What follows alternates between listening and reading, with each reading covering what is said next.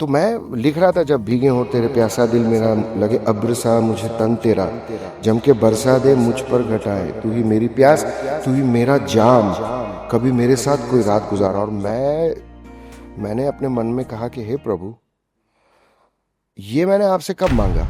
जैसे A R Rahman sir ने जब मुझे साथिया का ओ हमदम सुनियो रे दिया, तो उसमें क्या था, मैं भी था, के भी था, और कुछ लाइंस शान ने भी गाई थी। तो उसमें मुझे जो क्रेडिट तब मिलना चाहिए था नहीं मिला। किशोरदा ने अपने एक ही इंटरव्यू में कहा है लता जी से, कह रहे थे कि लता, तो मैं अनु जी को थैंक यू कहना भूल गया, बड़े नाराज हुए थे।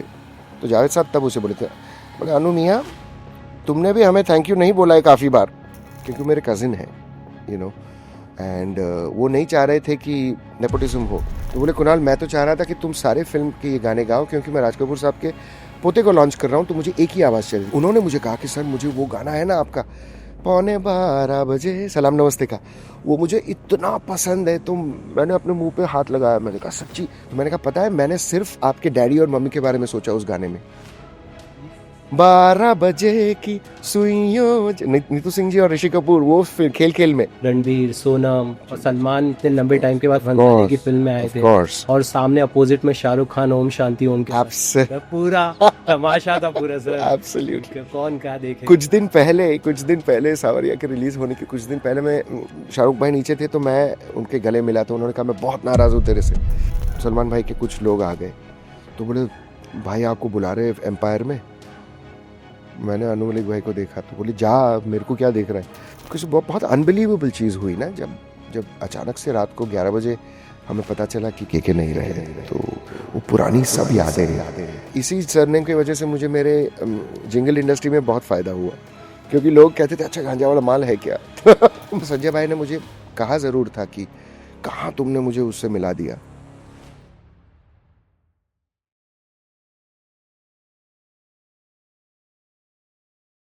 Kunal sir, first of all thank you so much आने के लिए। मेरा सबसे पहले यही सवाल आता है कि आज के दौर में जब इंडस्ट्री इतनी ज़्यादा एक्टिव है और लोग अपने आप को रेलेवेंट रखने के लिए हर कोशिश करते हैं, ऐसे में क्या चीज़ हो जाती है जो आप अपने आप को सीक्रेट रखना पसंद करते हैं और रेलेवेंट होने के लिए कोई भी कोशिश नहीं करते? पहले मुझे ये बताइए। पहले तो बहुत बहुत धन्यवाद कि आपने इतना प्यार दिया, आपने दिल से कहा कि आप मेरे गानों के चाहने वाले हैं। मुझे हमेशा आपने बिना जाने भी मेरे गानों को इतना प्यार और दुलार दिया, उसके लिए धन्यवाद।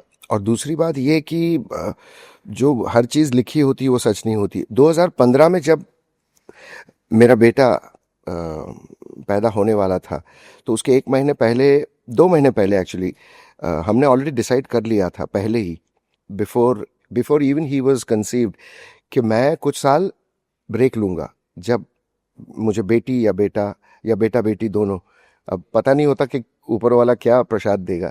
तो मैंने ऑलरेडी सोच लिया था मेरी वाइफ के साथ कि मैंने 16 साल की उम्र से मैं ये इंडस्ट्री में आया, 17 साल की उम्र से, तो मैं ब्रेक लूँगा, बिकॉज मुझे अपने लिए कुछ टाइम चाहिए था, फैमिली के लिए कुछ टाइम चाहिए था।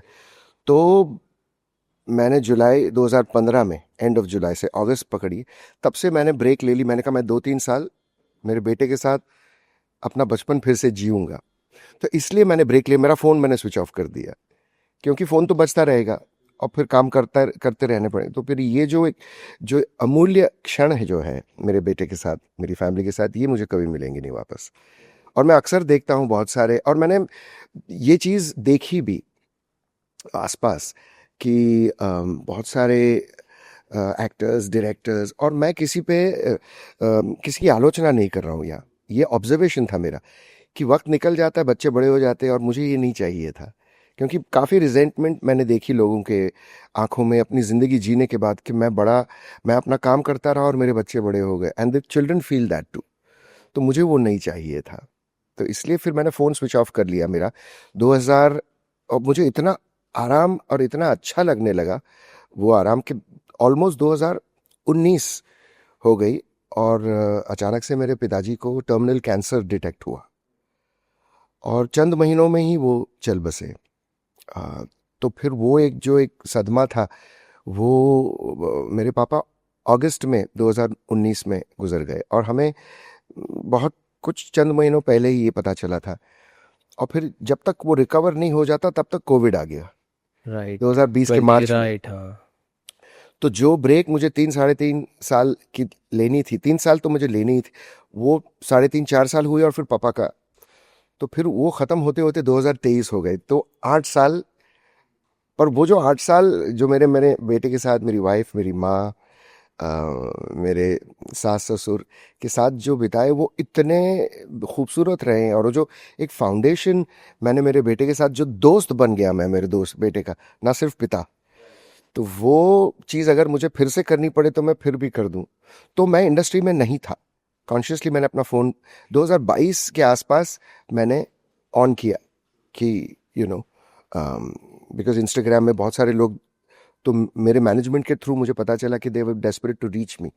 तो तब मैंने अकाउंट बनाया, 2020 में ही बना। जब जब इंस्टाग्राम ये हुआ तो कुछ कुछ इंस्टाग्राम्स के छोटे छोटे इंटरव्यूज़ मैंने किए, क्योंकि जैसे आपकी सवाल में सही बताया आपने कि मैं बहुत प्राइवेट रहा हूँ और मैं प्राइवेट रहना चाहता हूँ। तो ये आपको समीर बताएंगे कि बहुत जद्दोजहद करने के बाद ये टाइम मिला है, क्योंकि जेन्युइनली हम भाग दौड़ में बहुत है अभी। अगर यही चीज़ आप जुलाई में करते तो हम शायद हफ्ते 10 दिन में हम मिल जाते, क्योंकि उस टाइम पे सुकून रहता है थोड़ा। तो यस, मैंने रीजनल सिनेमा पैरेलली किया। जैसे मेरे भीगी ओट मेरे रिलीज हुआ 2004 में, तो 2004 के एंड में ही मैंने कन्नड़ा, तमिल, तेलुगु, एक्चुअली तमिल तेलुगु तो मैं already A R Rahman sir के साथ हिंदी करने से पहले से कर रहा था। तो बॉयज़ करके फिल्म थी, रेनबो कॉलोनी मैंने की थी इளையराजा जी के बेटे के साथ, कार्तिक नहीं, युवन के साथ, हैरिस जयराज के साथ। तो काफ़ी रीजनल सिनेमा में पहले से कर चुका था जिंगल्स करने के बाद, क्योंकि वो ज़बान, इतनी सारी ज़बानों में गाना जिंगल्स से हम सीखे। राइट। तो सिलसिला, और फिर रहमान सर ने मुझे साथिया दिया, हमदम, ओ हमदम सुनियो रे, राइट। जो मैं और के ने, और फिर शान। तो हाँ, आपने कुछ सवाल पूछे, मैंने कुछ जवाब दिए। नहीं नहीं, मेरा ये सवाल था कि आपने वो दौर देखा था, एक लंबा टाइम था, उसके बाद आपके जब गाने शुरू हुए और आप एक बैक टू बैक हिट गाने दे रहे थे, सारी चीज़ें थी, तो वो माइंडसेट क्या था कि एक बार जितनी मुश्किल, क्योंकि इंडस्ट्री जानते हो आप, एक्टिव रहना ही है, ये सारी चीज़ें किस तरह ये फंक्शन करती, किस तरह, तो उस दौर में ये डिसीजन लेना कि मुझे ब्रेक चाहिए, मैं उस माइंडसेट के पीछे किस वजह समझना चाहता था एक्चुअली में। मैं समझता हूँ कि जो हमारे परमात्मा है, जिसे आप जिस रूप में देखें, चाहे आप उसको निराकार रूप में देखें, चाहे आप उसे हिंदू भगवानों के रूप में देखें, या फिर आप अगर मुसलमान हैं, या फिर ईसाई है, या फिर यहूदी है, भगवान तो वही निराकार है। वो एक चींटी का और एक छोटे से माइक्रो ऑर्गेनिज्म का भी ख्याल रखते हैं। अब मुझे सिंगर बनाने में या फिर किसी और को कुछ भी कराने में तो उन्हीं का हाथ है, पूरा प्लान है। अब अगर आप मानो ना मानो अलग बात। तो मैं जब जानता हूँ कि एक नॉन सिंगर को अगर आपने सिंगर बना दिया, आपने इतनी मदद की। स्ट्रगल तो सबकी ज़िंदगी में होता है, हालांकि मैं कहूँगा कि मेरा स्ट्रगल कम था, 10-12 साल का ही था। मुझे ये भी पता है कि आज तक लोगों ने 40-40 साल स्ट्रगल किया और आज भी उनको वो मकाम नहीं मिला है जो वो चाह रहे हैं अपने जहन में। तो इसलिए मैं तो बहुत खुशकिस्मत हूँ। तो मैं बहुत विश्वास करने वाला हूँ कि आपके लिए जो लिखा है वो आपको मिलेगा, कोई कुछ उसे छीन नहीं सकता। तो वो इनसिक्योरिटी मेरे पास नहीं है कि भाई मेरे एक्टिव रहने से मुझे काम मिलना है, क्योंकि मैं तो सिंगर ही नहीं था। उसको अगर ऊपर वाला अचानक से एक दिन छप्पर फाड़ के ये पोर्टफोलियो अगर आपको दे सकता है, तो पूछिए वो निभाएगा भी। मुझे अपनी मेहनत करनी है ना। तो मेरे लिए वो प्रॉब्लम ही नहीं था, क्योंकि मुझे तो ये सब सपने भी नहीं देखे थे मैंने, पर आपने दे दिया। कहते हैं ना, इंग्लिश में कहते हैं कि मैन, जो आप सपने देखते हो और ऊपर वाला हंसता है, कि आप सोचते हो कि सपने देखनी अच्छी बात, आप प्लान करते हो कि A to B, B to C, C to, फिर मैं वो 90 डिग्रीज का राइट टर्न लूंगा, फिर एक लेफ्ट टर्न, फिर एक यू टर्न, और मैं सेट हूँ। और फिर ऊपर वाला हंसता है कि अच्छा बच्चा, चलो ठीक है, तुमने सोच लिया, तुम्हारा सेल्फ कॉन्फिडेंस, ईगो बन रहा है। तो you know man proposes God disposes जो कहते हैं। तो मैं वैसा कभी नहीं करता। मैं जानता हूँ कि मैं डेस्टिनीज चाइल्ड हूँ। ना सिर्फ मानता हूँ, मैं जानता हूँ कि मैं उसका बंदा हूँ, और वो जो चाहेगा वो होगा। और मैं उनसे यहाँ से बात करता हूँ, मैं मंदिर में भी जाकर बात करता हूँ, मैं एकांत में भी उनसे ज़्यादा बात करता हूँ। तो जब मुझे लगा कि ना, मुझे मेरे बच्चे को पूरा टाइम देना है और मुझे वो एंजॉय करना है, from the time he was born, even now, like my wife says कि यार वो तुम्हारा बेटा भी है पर तुम्हारा दोस्त भी है, मैं तो सिर्फ मम्मी रही हूँ। और वो खुद बोलता है मम्मी को कि मम्मी पापा is my friend also. Of course she is also very dear friend of his. तो बहुत खुशी होती है कि मैं जो भी एक फादर हूँ तो ये फीलिंग्स मैं समझ सकता हूँ आप जो कह रहे हैं कि वो जो एक घर में होता है कि फेवरेट कौन है, मम्मा या वो पापा। पापा तो हमेशा ये फेवरेट होते हाँ, बिकॉज डांटते नहीं है पापा। राइट था। पर क्या है कि साथ साथ बड़े हुए ना हम, हम्म। वो आज वो 10 साल का हो गया है। तो 2 साल से मैंने जब से एक्टिवली शुरू किया है काम वापस करना, तो वो मिस करता है। वो कहता है papa do you have to go. तो मैं कहता हूँ तू अगर बोले तो फ़ोन बंद कर दूँ वापस। तो फिर मम्मी कहती है नहीं बेटा, तुमको पढ़ाना भी है, तुमको बाहर भी भेजना है, तो उसके लिए पैसे लगेंगे। सो दैट्स बट सो ये इंडस्ट्री का जो उसूल है ना, वो मैं उसके साथ कभी नहीं गया, ना फैशन, ना ट्रेंड, ना कुछ।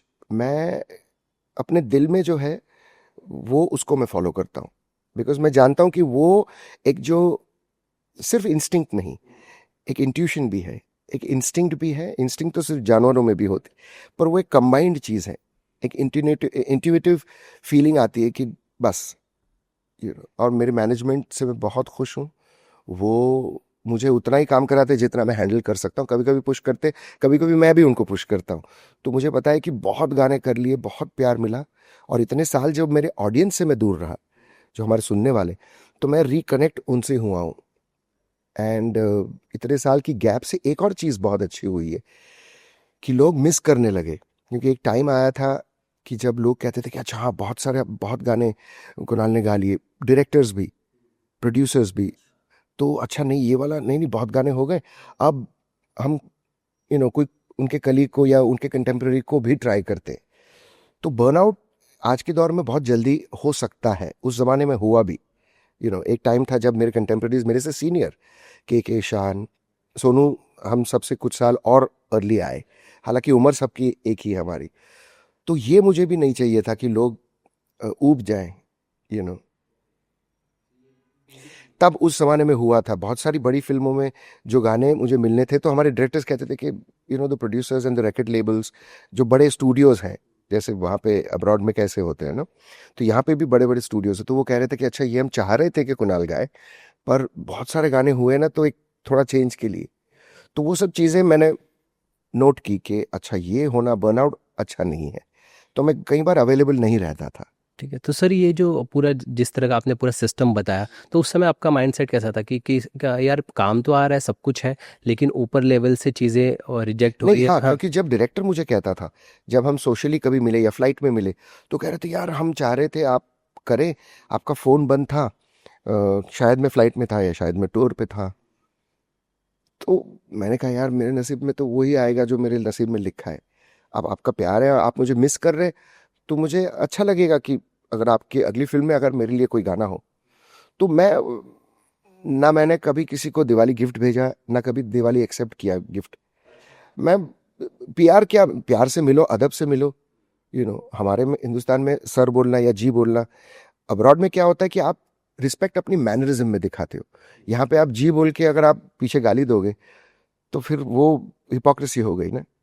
ये what I like about people abroad, which I also like about, हम जी बोलते हैं, हम सर बोलते हैं, और कभी कभी हम बैक बाइट करते हैं, वहाँ भी हो सकता है। पर वहाँ पे आपके बिहेवियर में आप जैसे हाय खुना, how are you, but they come across very professional.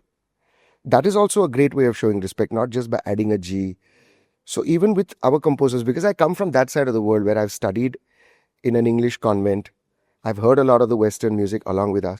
So my thing is like even Anu, Mr. Malik, I would always call him Mr. Malik or Mr. Anu. Or sometimes I would say Anu ji or Anu sir. But not that मेरे संस्कृति में वो नहीं है. पर I'm comfortable showing respect, not just by adding a G or by necessarily saying a sir. But sir में क्या, south में बहुत सारे लोग सर बोलते हैं। तो वहाँ अलग तो वहाँ होता है। पे, हाँ, तो वहाँ पे भी हमने बहुत काम किया है, बंगाल में भी मैंने बहुत काम किया है, पंजाबी में भी बहुत काम किया है।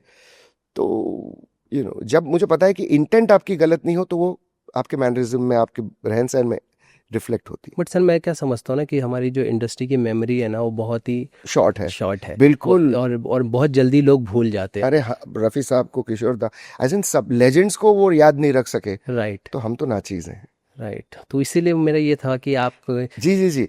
जो जो ब्रेक मैंने लिया, वो गैम्बल जो कह सकते हैं आप, मैंने जो लिया दुनिया की नज़र से, अब जब मैं बता रहा हूँ आपको तो शायद आपके जहन में ये भी आया होगा कि एक गैम्बल ले लिया सर ने, और क्योंकि इंडस्ट्री में जब तक टच में नहीं रहो, ठीक है, out of mind, out of site is out of mind, पर ये मुझे कबूल था, क्योंकि मुझे पता था कि मेरे मेरे बॉडी को, मेरे गले को, मेरे माइंड को एक बहुत बड़े ब्रेक की ज़रूरत थी।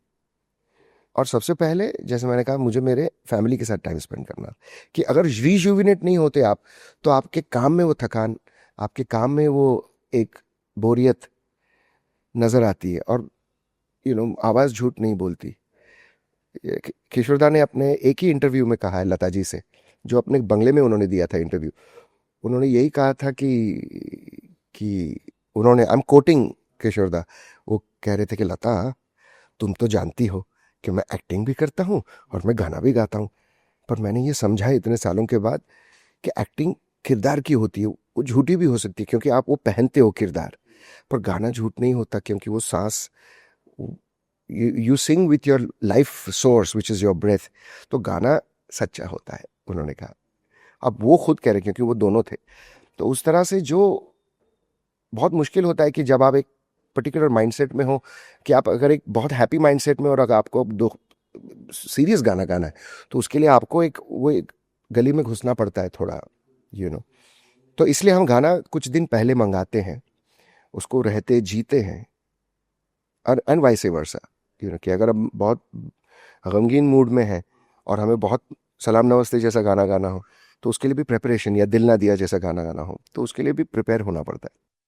सर मुझे ये बताइए कि जो आप मतलब आपका भरोसा है ऊपर वाले को लेकर तो वो कहाँ से आया? जब शुरुआत के जो स्ट्रगल्स थे, जब सारी चीज़ें थी, क्या वो वहाँ से, या बचपन से ही परवरिश में वो सारी चीज़ें, परवरिश। या वक्त लगा ही? परवरिश में और मेरी माँ हमेशा कहती थी, और जो परवरिश हमारी हुई वो यही हुई कि आपको अपना कर्तव्य करना है बेटा, आपको अपना धर्म निभाना है। और धर्म का मतलब होता है ना रिलीजन, धर्म होता है आपका कर्तव्य, आपका जो ड्यूटी है, जो है काम करना। और हर हर उम्र में कर्तव्य और धर्म अलग होता है। तो आप अपना करो बेटा, और बाकी do your best and leave the rest, जो भगवत गीता का फलसफा है, कि आप सिर्फ कर्म कीजिए, उसके फलस्वरूप आपके कंट्रोल में है ही नहीं, और चिंता तो भूल ही जाओ, आपके कंट्रोल में ही नहीं है तो चिंता क्या करें। और बचपन में मेरी माँ ने मुझे एक कहावत, एक सीख दी कि बेटा तुम सिर्फ चिंतन करो, चिंता मत करो, क्योंकि अगर तुम चिंता करने लगोगे तो भगवान का काम आप कर रहे हो। आप चिंतन करो उस पे और अपने काम पर। मराठी में बोली थी वो मुझे की बेटा तू चिंतन कर, तू चिंता नको करू, कारण ते देवाचं काम तू करतोयस, नाही तर। Very nice sir. सर मुझे ये बताइए कि जब आप इस तरह की परवरिश से आए और सारी चीज़ें थी इंडस्ट्री में, तो ये पूरा माहौल कैसा लग रहा था? क्योंकि वक्त लगा उन सारी चीज़ों को। जैसे कुछ कुछ जिंगल जैसे आज भी हैं, पियो दूध ग्लास दूध। तो एक तरफ जहाँ कोक के ऐड चल रहे हैं, दूसरी तरफ आपने लोगों को दूध पीने को इंस्पायर्ड किया कि चलो दूध पियो यार। तो वो सारी चीज़ें आप कर रहे थे, लेकिन लंबा थोड़ा ब्रेक लग गया, वक्त लग गया आने में। तो वो वक्त पे कैसे अपने आप को स्ट्रॉन्ग कर रहे थे और क्या चीज़ें समझ पा रहे थे इंडस्ट्री का मैं एक एक दिन केमिस्ट्री? में चार चार पांच पांच जिंगल्स करता था। मैं रहता हूँ तारदेव में, तारदेव के फेमस स्टूडियोज, रिकॉर्डिंग थिएटर और फिल्म सेंटर, ये मेरे घर से कुछ कदम पे है। तो वहाँ से रंजीत बारोट जी का स्टूडियो नेपेंसी रोड में था, साउथ बॉम्बे, है ना। वहाँ से फिर महालक्ष्मी में जो फेमस स्टूडियोज है, शूटिंग फ्लोर, उसके बगल में थिएटर्स है, रिकॉर्डिंग थिएटर्स। तो वहाँ पे तो पूरा काम साउथ बॉम्बे में और बैंड्रा तक था। तो मुझे रोज़ वहाँ से, ये है साल 97 से लेकर जब मैं रंजीत भाई को मिला, 96 में मैंने दूध दूध जिंगल रिकॉर्ड की फाइनली, 94 में पहली बार किया। तो जब रंजीत भाई ने मुझे काम देना शुरू किया, उसके बाद पूरी बॉम्बे ने काम देना शुरू कर दिया। वो एक छप्पा लग गया। जैसे अनु मलिक साहब ने जो मुझे भीगे होंठ दिया, जैसे ए आर रहमान सर ने जब मुझे साथिया का ओ हमदम सुनियो रे दिया, तो उसमें क्या था, मैं भी था, के भी था, और कुछ लाइंस शान ने भी गाई थी। तो उसमें मुझे जो क्रेडिट तब मिलना चाहिए था नहीं मिला। पर मैं कह रहा हूँ ठीक है, मैं तो मस्त मौला हूँ, मुझे तो गाने से मतलब है। तो मैं ऑलरेडी रहमान सर की आंखों में रंजीत भाई की वजह से आ गया था ऑलरेडी। 96 में जब जनगण मन रिकॉर्ड कर रहे थे रहमान साहब, जगजीत सिंह, लता जी, आशा जी, सबके साथ, भूपेन हजारिका का वो जो बड़ा वाला। तो अब तब मेरे बाल लंबे थे और रहमान सर के भी बाल लंबे थे, और मैंने तमिल में कुछ गाने गाए थे उनके लिए, कच्ची पक्की तमिल में। तो वो बहुत खुश हुए थे, हंसे भी थे, बोले तुम्हारी तमिल गड़बड़ है। मैंने कहा बिल्कुल गड़बड़ है। सर ये जो भीगे होठ आया तो आप डर गए थे आज जैसा आपने बाप रे, बताया, और आपने बताया भी नहीं, अपने घर वालों को भी नहीं नहीं बताया नहीं, कि घर में अनु मलिक जी को नहीं बताया। तो वो बैठे मेरे सामने, दिवाली की शाम थी 2003 की, और पूजा चल रही है स्टूडियो में, कृष्णा स्टूडियोज में नीचे, लक्ष्मी पूजन की। और मैं आया और उन्होंने मुझे कहा था जल्दी से आ, एक दिन पहले ही कहा था। और मैंने कहा था सर कल का दिन छोड़ दीजिए ना, मेरी बिल्डिंग रीडेवलपमेंट में जा रही है, तो सारे कजिन्स मिल रहे हैं हम लोग, बंसालीस, गांजावाला, तारदेव पे। तो उन्होंने कहा था नहीं नहीं, तेरे को मैं आधे पौने घंटे में छोड़ दूंगा। तो मन में मैंने कहा यार ऐसा कभी हुआ ही नहीं है। फिर भी मैं गया, क्योंकि उनकी आवाज़ में एक वो थी कि आ जाना, अब ज़्यादा फालतू टाइम पास मत कर। तो मैं पहुंच गया, तो बिल्कुल आधे घंटे में काम हो गया था, लिख के गा के ख़त्म। तो मैं लिख रहा था, जब भीगे हों तेरे प्यासा दिल मेरा, लगे अब्र सा मुझे तन तेरा, जम के बरसा दे मुझ पर घटाए, तू ही मेरी प्यास, तू ही मेरा जाम, कभी मेरे साथ कोई रात गुजार। और मैंने अपने मन में कहा कि हे प्रभु, ये मैंने आपसे कब मांगा। आई सेड यार मैं तो खुश हूँ जिंगल्स गा के मेरे। पर रंजीत भाई ने मुझे बहुत पुश किया था, क्योंकि अनु मलिक जी के लिए वो सारी म्यूजिक प्रोड्यूस करते थे, काफ़ी सारे कंपोजर्स के लिए, ए आर रहमान सर के लिए, अनु मलिक जी के। तो उन्होंने आलाप मैंने गा चुका था ऑलरेडी कुछ गानों में, म्यूजिक पार्ट्स में। तो अनु भाई ने भी मुझे नोटिस किया था। तो मैंने कहा यार, तो मैंने कहा ठीक है। फिर सेकेंड अंतरा वैसा, ये उससे भी एक पायदान ऊपर। तो मैंने कहा यार, और फिर अच्छा गाने लिख के फिर उन्होंने मुझे बाजे पे सिखाया, भीगे होठ तेरे। तो मैंने कहा मर गया। मैंने कहा ठीक है। तो अब मैं तीसरा अंतरा लिखा, फिर वो बोलने बोलने जा, तो जल्दी जल्दी माइक पे जा गा। तो मन में मैं कह रहा हूँ इतनी जल्दबाजी तो कभी हुई नहीं। तो उन्होंने कहा तू जा, सवाल मत करो। मैं गया माइक पे, और वो जी रहा था मैं, जब वो गा रहे थे तब मैंने 10 मिनट गाने को लगाई, मैंने अब लिखने को लगाई। 10 मिनट तक उन्होंने गाया, 2 बार गाया पूरा गाना। बोले कुछ, अच्छा नॉर्मली वो पूछते थे क्या कुछ है वर्ड्स, अब मुझे वो टाइम भी नहीं मिला। और फिर सीधा मैं माइक पे गया, और नॉर्मली क्या होता है माइक पे एडजस्ट करते हैं माइक्रोफोन, स्ट्रेट वॉइस चेक भी नहीं, वॉइस लेवल भी नहीं। अच्छा मैंने एक अंतरा गाया नहीं कि सामने मुकेश भट्ट जी आ गए स्टूडियो में, और मुकेश, बंदर है। हाँ, अब मुकेश जी देख रहे हैं कि ये कौन है भाई, इसको तो नहीं गाना है। अब तब तक मुझे कुछ मालूम ही नहीं क्या हो रहा है, अब तब भी नहीं पता चला। पर इतने साल तक जिंगल्स गा के और ये सब, ये 2003 साल, तो ऑलमोस्ट ऑलमोस्ट 11 साल हो गए थे जब से मेरी रैगिंग हुई कॉलेज में। नहीं, 14 साल, 13-14 साल। तो मैं ऑलरेडी जान चुका था कि यार यहाँ कुछ लफड़ा है। तो अनु जी ने बटन दबाया, टेक चल रहा है, राइट। टेक खत्म हो गया, पहला वो ओ हो गया। हाँ। उसके बाद हल्का म्यूजिक है 5 सेकंड का। तो उन्होंने कहा कुणाल गाते रहना, रुकना मत। तो मैंने कहा ठीक है। अब वो वर्ड्स एक्सपीरियंस करने को मुझे 10 मिनट ही मिले थे लिखने के बाद। तो मैं अपना गाए जा रहा हूँ, गाए जा रहा हूँ। अनु मलिक जी ऐसे गले मिले मुकेश जी को, उनके कान में बता रहे, वहाँ भी लाउड चल रहा है। उनका असिस्टेंट भी मुझे देख के ऐसे कर रहा है, विपिन, अब वो नहीं रहे, स्वर्गवास हो गया उनका। फिर गाना हो गया, तो फिर मुझे टॉक बैक बटन उनके असिस्टेंट ने कहा कि कैफेटेरिया में मिलते। तो मैं निकल गया वहाँ से अंदर। अच्छा ये मतलब आधे एक घंटे टेक, एक टेक में? एक टेक 7-6 मिनट, 5.5 मिनट, जो भी गाने का लेंथ है भीगे होठ का। तो ओके। 25 मिनट, 25 से 27 मिनट में पूरा रिकॉर्डिंग लिख के, सीख के, गा के आउट। और मैं आधा घंटा रुका कैफेटेरिया में। फिर उनका असिस्टेंट वापस आया कि अनु जी बुला रहे। तो मैं जैसे गया तो मुकेश जी ने दरवाज़ा खोला थिएटर का, बोले Kunal, star is born today. तो मैं पीछे देखा, मैंने कहा किसकी बात कर रहे, you. I said oh, I said thank you sir, I said really appreciate. वो, और जैसे मैंने कहा ना कि मेरा रिस्पेक्ट मेरे आवभाव में है। मुकेश जी को मैं इसलिए जानता था क्योंकि Vishesh films and Mahesh Bhatt and Mukesh Bhatt ji had produced Ashiki and Sadak and all those great movies, which were the movies that released when I was in college. And obviously they were doing, I think Murder से, और एक आध film उसके पहले राज, इससे फिर उनका Right. वापस वो बैनर। बैनर आओ, राइट, बिल्कुल सही कह रहे हैं। तो मैं अंदर गया, और मुकेश जी ने कहा मैं जा रहा हूँ अनु, सोनू आ रहा है ना अगले गाने के लिए, तो मैं रात को आता हूँ, ऐसे बोल के वो निकल गए। तो फिर अनु जी ने अपने स्टाइल में, एक तो वो इतने लंबे हैं, उन्होंने ऐसे मेरी गर्दन ऐसे अपने आर्म्स में रखी और ऐसे खींचा। फिर उन्होंने ब्यूटीफुल कुछ श्लोक बोले मेरे कान में हिंदी में, कुछ मनपसंद उनके, आप तो समझ गए होंगे श्लोक का मतलब क्या है।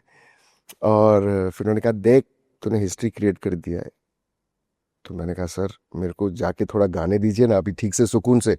बोले तू पागल है क्या विपिन, इसको समझा, उनके असिस्टेंट का नाम विपिन था, इसको बताओ कि क्या इसने किया है। तो मैं विपिन को देख रहा हूँ, मैं मन में उसको बोल रहा हूँ चल बे टाइम पास मत कर, मेरे को जाने दे। तो वो ऐसे कर रहा है। मैंने कहा ठीक है। मैंने सुना तो एक दो जगह पे मुझे लगा कि, मैंने कहा और जैसे मैंने कहा ना आपको कि मैंने ऊपर वाले से कहा कि ये मैंने कब मांगा था आपसे। और गाने के टाइम जब मुझे वक्त नहीं मिला ना मिस्टर मलिक को बताने को, तो मैंने भगवान को कहा एक काम कीजिए आप आके ये गाना गाओ। अभी समर्पण किया अंदर से मैंने कि आप गाओ, क्योंकि ये तौमत मेरे को नहीं चाहिए। कल को ये गाना अगर अश्लील लोगों ने छाप दे दिया इसे, तो मैंने तो न मांगा था और मुझे गाना भी नहीं है, आप ही गाओ क्योंकि आप हो मेरे दिल में। और ये कह के मैं वो बात भूल गया और मैं शुरू कर, सोचिए मैंने जस्ट अबाउट हजम किए थे वो वर्ड्स। और उसकी लिखाई भी अलग थी, कभी वैसे गाने उस तरह का लिखाई आई थी जहां मुखड़ा अंतरा नहीं था, वो वेस्टर्न फॉर्मेट में था, way you sing a verse and a chorus which is oh oh oh and then you come back to the verse, जम के बरसा दे मुझ पर एंड देन वो ओ अगेन। ऐसे तीन थे और कोरसेस थे, वर्सेस। तो फिर गाना जब खत्म हो गया मैंने कहा अनु जी एक, नहीं क्या, मैंने कहा मिस्टर मलिक, तो बोले अनु जी। तो मैंने कहा था अनु सर जी। तो मैंने कहा ठीक है ऐसा दीजिए ना एक। बोले कुछ नहीं ये हो गया है, तेरे को पता नहीं है, तू मेरे एक्सपीरियंस को ललकार रहा है। मैंने कहा नहीं नहीं सर ऐसा कुछ नहीं, मुझे ऐसे लगता है कि मैं बेटर कर सकता। बोले अगले गाने में। और फिर उन्होंने मुझे याद दिलाया, तो याद है लास्ट ईयर मैंने तेरे को फ़ोन किया था, मैंने कहा था जब हमदम तेरा रिलीज, हमदम के रिलीज के 6 महीने के बाद उन्होंने मुझे फ़ोन किया था कि कुणाल, तो मैंने कहा था सर बहुत अच्छा गाया यार तूने उनकी स्टाइल में। तो मैंने कहा था अच्छा क्या सर, कुछ आलाप बलाप तो मैं रेगुलरली करता था उनके लिए। बोले नहीं ये जो गाना है ना वो हमदम, बड़े ज़्यादा hero of that song. I said oh thank you, I said beautiful song no, yeah but you who's composed it? In Anu's style, in Anu Malik's style, he said, I said, Mr. A.R. Rahman. Oh, yeah, okay. But I said, yeah. I said, thank you. But he's saying, mark my words. He's saying, your next biggest hit, I will give you, he said. ये चीज़ world cup चल रहा था 2003 का जब south Africa में। तो मुझे याद है मैं कुछ मैच देखा, फाइनल थी या नहीं थी मुझे पता नहीं, मैं कहीं रेस्टोरेंट में बैठ के एक चाय पी रहा था मेरे दोस्त के घर से, हम देख रहे थे मैच और फिर हम नीचे बनमस्का और चाय पीने किसी ईरानी होटल में, हम लोग मेरे घर के आसपास, उस ज़माने में ईरानी होटल्स रहा करती थी। तो मुझे याद है उनका फ़ोन आया था और फिर मैंने कहा था कि थैंक यू, और मैं बात वो भूल गया। कट्टू उन्होंने मुझे याद दिलाया कि बोले देखो याद दिलाया था, याद दिलाना चाह रहा हूँ कि मैंने तुझे कहा था। तो suddenly I remembered, I said oh my God, I said yes yes. अब मैं तो सोच रहा हूँ कि अभी ये तो गाना रिकॉर्ड हुआ है, Mukesh ji took objection but he is happy now. तो ये सब मुझे आदत नहीं थी ना कि ये फिल्म लाइन में क्या होता है। तो मैंने कहा thank you, I mean he wrote me a cheque. Anuji तुरंत, Anuji is very very prompt that way, he is very prompt. अब कुछ 25 साल के बाद मुझे आदत हो गई है जी बोलने की, क्योंकि मैंने समझ लिया कि वो भी पसंद है लोगों को, तो मेरे वोकेबुलरी में मैंने वो भी ऑल्सो विथ इक्वल रिस्पेक्ट। उन्होंने तुरंत मुझे पर उस चेक पे एक नाम कैंसिल किया हुआ था, उन्होंने वाइट इंक किया था क्योंकि उनके पास चेकबुक के लीव्स कम थे, क्योंकि वो इंस्टेंटली चेक्स, मुझे याद है इतने सालों से मैं काम कर रहा था तो, और कोई भी कंपोजर इंस्टेंटली चेक नहीं देता था, आपको 50 बार फोन करना पड़ता था। Mister Malik used to always give the cheque on the spot. Yeah and Shahrukh Khan office very professional, both these big, I've done a lot of jingles Right. for Red Chilies. So that's it. And so I don't know who was it till today, मुझे नहीं पता कि कौन गाने वाला बताया नहीं उन्होंने, मैंने पूछा भी नहीं क्योंकि ये मुझे पता नहीं था। फिर लेटर एक बार कहीं मुकेश जी मिले मुझे तो बोले I told you a star was born. I said thank you so much, you were not my original choice, he said, but Anu fought for you, he said. That's what Mukesh ji told. So I said, so I'm very grateful to Mr. Anu Malik, and today I'm saying it again. I've always said that in my print interviews. Right. But Anuji sometimes calls me and says, तू मुझे thank you नहीं बोलता. I said, यार, मैं हर बार बोलता हूँ. हाँ, अनु जी की तो तारीफ में मतलब कितना भी कहा जाए कम है, क्योंकि वो खड़े खड़े लिरिक्स बनाना उनकी खूबी है। यानी वो देखा है मैंने. He's a genius. Right. He's a genius. I've worked so much. I may not have sung 50, 100 songs for him. But मैंने उनको बहुत सारे गानों में मैंने आलाप्स और बैकिंग वोकल्स जो किए उनके. तो 97, 96 जब दीदी मुझे पूर्णिमा जी भी लेके गई, तब मैंने दूध दूध जिंगल गाया था उनके लिए 97 में. तो उनको बहुत अच्छा लगा था वो. तो तब उदित जी का कोई गाना चल रहा था, तो उनकी मस्ती की आदत है ना, तो वो ऐसे उदित जी को देख रहे बोले, देखो ये फ्यूचर रेडी है आपका, ओह। तू सटक ले उदित. तो उनकी उनकी आदत थी ऐसे ही, just to poke and probe. Right right. तो फिर इसलिए मैं बहुत थैंकफुल हूँ कि उन्होंने इतना विश्वास, जैसे उन्होंने बैकिंग सोनू की जैसे सुनिधि की बैकिंग की, उसी तरह से उन्होंने मुझे बैक किया, विश्वास दिया कि नहीं ये गाना मैं ही. और फिर उन्होंने मुझे कहा था कि मुझे विश्वास था कि ये गाना, क्योंकि तुम्हारा इंडियन इंटरप्रिटेशन और वेस्टर्न इंटरप्रिटेशन इतना खूबसूरत है कि ये गाने में दोनों ज़रूरत थी. ये उनका कहना था. तो मैंने और मैं सबसे बड़ी गलती मैंने ये की थी कि मैं, अब देखिए मैं फिल्म का नहीं हूँ, तो पहली ही फिल्म इतनी बड़ी, उसमें आपको नॉमिनेशन मिल जाता है, उसमें आपको स्टेज पे भेजा जाता है, उसमें आपको अवार्ड मिल जाता है, तो ऊपर जाके ऑब्वियसली आपके हाथ पैर ठंडे पड़ जाते हैं. राइट. इतने सारे लोग, आप बच्चन साहब को, आप शाहरुख खान को, आप लता जी को, आप महारथियों को देख रहे हैं. राइट. तो मैं अनु जी को थैंक यू कहना भूल गया पहली अवार्ड में. पहला अवार्ड, पहला नॉमिनेशन, और मैं जीत गया. हाँ। तो बड़े नाराज हुए थे. मैं बहुत सारे सवालों का जवाब आपको एक साथ समझ रहा हूँ सर मैं, बिना पूछे बिना पूछे, क्योंकि हमारा पॉडकास्ट लेट शुरू हुआ. नहीं सर, कर चलने देते, कन्वर्सेशन सही आ रही है. तो नेक्स्ट डे मैं रिकॉर्ड कर रहा था, जावेद साहब थे, आलिशा चिनॉय और मैं गोल्डन चैरियट स्टूडियो में टी सीरीज के, वहाँ हम रिकॉर्ड कर रहे थे. तो बड़े नाराज थे और बैकस्टेज ही मिल गए. मैंने कहा सर आप नहीं समझते यार, मैं एक छोटा सा लड़का हूँ, उसमें वो नॉमिनेशन और उसमें मैं जीत गया, और उसमें ऐसे बौखला गए थे हम लोग ऊपर, कुछ समझ में नहीं आ रहा था. तो फिर जावेद साहब ने 10-15 मिनट सुना, फिर आलिशा भी थोड़ी नाराज हो गई अनु जी से. बोले अनु स्टॉप इट यार, just don't mess with him, no he is a young boy, poor thing, he's just won his first award for his first nomination, he's not some seasoned guy like you know. तो जावेद साहब तब उसे बोले थे, बोले अनु मियाँ तुमने भी हमें थैंक यू नहीं बोला है काफ़ी बार.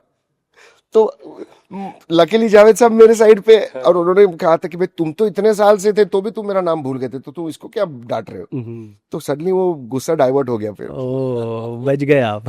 मैं बट क्या है, अनु जी बच्चे जैसे हैं. हाँ. वो प्यार भी करते हैं और बोलते हैं और फिर भूल जाते हैं.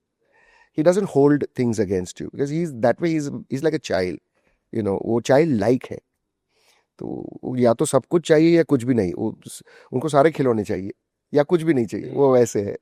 वो हम देखते थे ना उनको इंडियन आइडल में एज अ जज, जो उनका जो था मतलब एकदम अलग सिनारियो उनका था. वो कमेंट करने का तरीका अलग है, लोग पसंद करें ना पसंद करें कोई फर्क नहीं पड़ता, वो ऐसे ही बोलेंगे, वो अपने मन मर्जी है. राइट. और इतना स्ट्रगल उन्होंने और इतनी सक्सेस देखी उन्होंने. तो फिर जब मैंने उनको वादा किया कि अगर भगवान ने मुझे और एक अवार्ड दिया इस सीज़न में, तो मैं आपको एक नहीं 2 बार थैंक यू नहीं 3 बार बोलूँगा थैंक यू. और फिर फिल्म फेयर हुआ, वो 50th ईयर था फिल्म फेयर का, और मुझे बेस्ट डेब्यू का R D Burman Filmfare भी मिला और बेस्ट प्लेबैक का भी फिल्म फेयर मिला. तो जब मैं आर डी बर्मन का अवार्ड मैंने लिया, तो मैंने पंचमदा को थैंक यू बोला, पहले फिल्म फेयर को थैंक यू बोला, और फिर मैंने कहा Anu ji I want to thank you not once but twice. तो इतने प्यारे से वो उठ गए, बोले थैंक यू. और फिर मुझे प्लेबैक का अवार्ड मिला जो मेरे बियॉन्ड माई ड्रीम्स था. तो फिर मैं वापस गया और फिर मैंने कहा Anu ji one more time I would thank you because this would not be possible without you and Vishesh films, you know. Definitely sir, क्योंकि उस फिल्म से इमरान और मलाइका ही नहीं आप. और मैं ना जानता था, मैं अनुराग बासु को भी नहीं मिला था क्योंकि सेट पे वो नहीं आए थे ना, और वो गाने के साथ मैं आधा घंटा जिया. तो वो गाना गाने के बाद जब गाना रिलीज हुआ 6 महीने के बाद या 8 महीने के बाद, तब लोग मुझे पूछने लगे कि क्या गाना है. तो मैं सोच रहा हूँ कौन सा गाना, बिकॉज जो गाने के साथ आप 10 मिनट लिखने में, 10 मिनट सीखने में और 5 मिनट गाने में जिए हो, तो वो गाना जहन से. और उसके बाद हम हफ्ते में 10 15 20 जिंगल्स गा रहे हैं, मैं कुछ आलाप्स के लिए जा रहा हूँ। अब किसी गाने के साथ अगर आप आधा दिन रहे हो तो फिर वो मेमोरी बनाता है ना। तो it was crazy how call started coming and I didn't know which song. तो मेरे घर के पीछे प्लैनेट एम था तब, मैं वर्ली सीफेस पे रेस कोर्स के सामने में रहता था। तो मैं जाके जब मैंने सीडी खरीदी और मैंने देखा कि मलाई का बैकलेस है, तो मैंने कहा मर गए यार। आई सेड मुझे पता था ये प्रॉब्लम होना है। और मैंने वो सीडी लाके छुपके से सबसे पीछे सीडी के रैक में डाल दी ताकि किसी को दिखे नहीं। अब गायत्री और मैं, मेरी वाइफ और मैं, हम साथ में गाते थे। तो उन्होंने उसी टाइम पर सलाम नमस्ते का गाना भी गाया था, माई दिल गोज़ हूम, ब्लैक के गाने वो ऑलरेडी गा चुकी थी और बहुत प्रसिद्धि उनको मिल चुकी थी। तो फिर अचानक बस्तियों में बजने लगा वो गाना। तो वो एक बार नहीं, दो बार नहीं, 10 बार 20 बार दिन में। तो वो मुझे बोली ये गाना, ये आवाज़ तुम्हारी लग रही है ना। तो मैंने कहा ना ना ना, मेरा नहीं, किसी और का है, ऐसे शायद वो मेरी जैसी आवाज़ है। ऐसा बोल के मैंने टाल दिया एक बार। फिर बोले नहीं यार, मैं तुम्हारी आवाज़ जानती हूँ। तो मैंने कहा यार याद है, मैं तुमको बोला था दिवाली के दिन मैंने गाना गाया था। हमारी शादी जस्ट हुई थी तभी, एंड दिसंबर में हुई थी शादी उसी साल। एंड मैंने कहा था याद है, वो थोड़ा टेंशन वाला गाना था, एक टेक में किया था। बोले ओ हमने तो उस पे तो बैकिंग वोकल तो हमने साथ में ही तो किया। ऐसा हाँ, वो तो मुझे स्टूडियो जाके फिर पता चला ना, वो ओ एक पार्ट आता है दूसरे अंतरे के बाद, तो हमने गायत्री और मैंने किया था वो। तो बोले यार तुम क्यों गा रहे हो ऐसे गाने, वो इतना भी बोले। तो मैंने कहा यार मत पूछ यार, मैंने भगवान को बोला था कि क्यों दे रहे हो ये।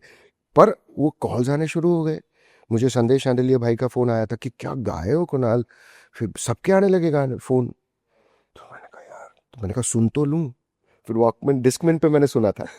So that's the story of my life, it's crazy. Right right crazy. Sir, बहुत अमेजिंग था। मतलब वो पूरा उस पूरा साल वो चार्ट बस्टर पे राज कर रहा था वो गाना। 2 साल तक मुझे दो अवार्ड्स मिले, 2 साल तक अवार्ड्स मिले। बिकॉज वो जो प्रोड्यूसर्स गिल्ड अवार्ड जो अप्सरा है ना, वो मुझे एक साल नहीं हुआ था, तो उसके नेक्स्ट ईयर वो अवार्ड्स फिर से मुझे मिले, क्योंकि एक साल नहीं था यस, अवार्ड्स। और वो मैं एक क्लिप देखता हूँ जहाँ पर आप आते हो और आप कहते हैं यार मेरा गला खराब है, लेकिन विनोद खन्ना उसी सर, अवार्ड है, और विनोद उसी खन्ना सर से कहते हैं नहीं महाराष्ट्र तुझे में। गाना पड़ेगा, और विनोद, उसके बाद आप गाते हो। देखिए मैं आज आपके पॉडकास्ट पे वो क्लियर कर रहा हूँ कि जब आप कहते हो ना कि I will not not sing, उसका मतलब होता है कि I will sing. I am not going to sing मैंने कहा था, इसका मतलब है कि I am going to sing, but please don't mind, I had a throat infection, कि बुखार था मुझे, और वो लंदन में हो रहा था, इतनी ठंड थी, और वो एक बड़े से सेट पे हो रहा था, जो गोडाउन ह्यूज एरोप्लेन का जो एक हैंगर होता है ना, वो साइज का, उससे भी बड़ा था। उसमें नहीं नहीं तो 3-4 हज़ार लोग थे ऑडियंस, और सारी इंडस्ट्री थी नीचे। तो लंदन से 1.5 घंटा बस से हम सब आए थे, उसमें सारे एक्टर्स, प्रोड्यूसर्स, डायरेक्टर्स, काफ़ी सारे। तो इतनी ठंड थी वहाँ, और ऑलरेडी थ्रोट इन्फेक्शन था मुझे। तो अब ये नहीं पता था कि अवार्ड मिलेगा ही। तो मैं जब ऊपर आया तो विनोद खन्ना जी ने कहा कि you have to sing a few lines. तो मैंने कहा था ये I will not not sing. तो आज today on your podcast I want to clarify to all those wonderful people who have made it like, that's like flex of the century बोलते, flex of the millennia, और आज भी लोग उसका अच्छे से मजाक उड़ाते हैं पॉजिटिवली। तो मैं आप सबको यही कहना चाह रहा हूँ कि नॉट नॉट का मतलब होता है आई विल, कि ऐसा नहीं है कि मैं नहीं गाऊंगा। हिंदी में उसका रूपांतर होता है कि भाई ऐसा नहीं है कि मैं नहीं गाऊंगा, इसका मतलब कि मैं जरूर गाऊंगा। That's- ओके सर, मुझे ये बताइए कि जब इतना बड़ा गाना आया सारी, तो इंडस्ट्री की तरफ से रिस्पांस कैसे आ रहे थे? लोग अप्रोच करना स्टार्ट कर दिया था लोग? हाँ ऑफ कोर्स हाँ। तुरंत। हम्म, तो उसके बाद अगले 2004 से लेके 2010 तक मुझे सांस लेने की भी फुर्सत नहीं मिली। मैंने 70% मेरा रेpertoire जो आज तक का है तकरीबन, और पैरेलली लैंग्वेजेस में मैं गाना शुरू मैंने किया, तो वो सब कंटिन्यूसली, कभी कभी दिन में 2 गाने, कभी 3 गाने। कभी मैं मद्रास जा रहा हूँ या फिर ए आर रहमान सर यहाँ आ रहे हैं, अनु भाई के लिए तो ऐसे हो गया था कि महीने में 4 5 6 गाने, सब के लिए, प्रीतम के लिए। और प्रीतम को 96 97 से, जब से वो बॉम्बे आए तब से जानता हूँ। तो एवरीबॉडी, चाहे वो बहुत एस्टैब्लिश्ड हो या ना हो, आदेश श्रीवास्तव भाई के लिए गाने, संदेश भाई के लिए गाने, संदेश शांडिलिया, राम संपत के लिए कुछ गाने किए, सारे ही कंपोजर्स जो थे उस वक्त। So it was fantastic. Vishal Shekhar, Shankar Ehsaan Loy, so it was fantastic. Very nice sir. Sir वो हमदम अगर गाने की हम बात करें तो मुझे याद है कि विवेक ने बताया था यार वो गाना रिकॉर्ड भी नहीं हुआ था और मुझे बाइक पे बैठ के एक्टिंग करनी थी, लेकिन वो इतना ब्यूटीफुल पिक्चराइजेशन हुआ है कि उनके हर मोमेंट पे वो गाना बैठता है। तो सर मुझे ये बताइए क्या वो आप लोग ने पिक्चर देखते हुए विवेक को देखते हुए गाया था या एक फ्लो में था कि ये, और इतना ब्यूटीफुल पिक्चर, क्योंकि हम उसी टाइम पे हम भी कॉलेज थे और वो बिल्कुल, पूरा यस, और वो बाइक पे कोर्स। बैठ के वो गाना सुनने का अलग ही क्रेज चल रहा था वो।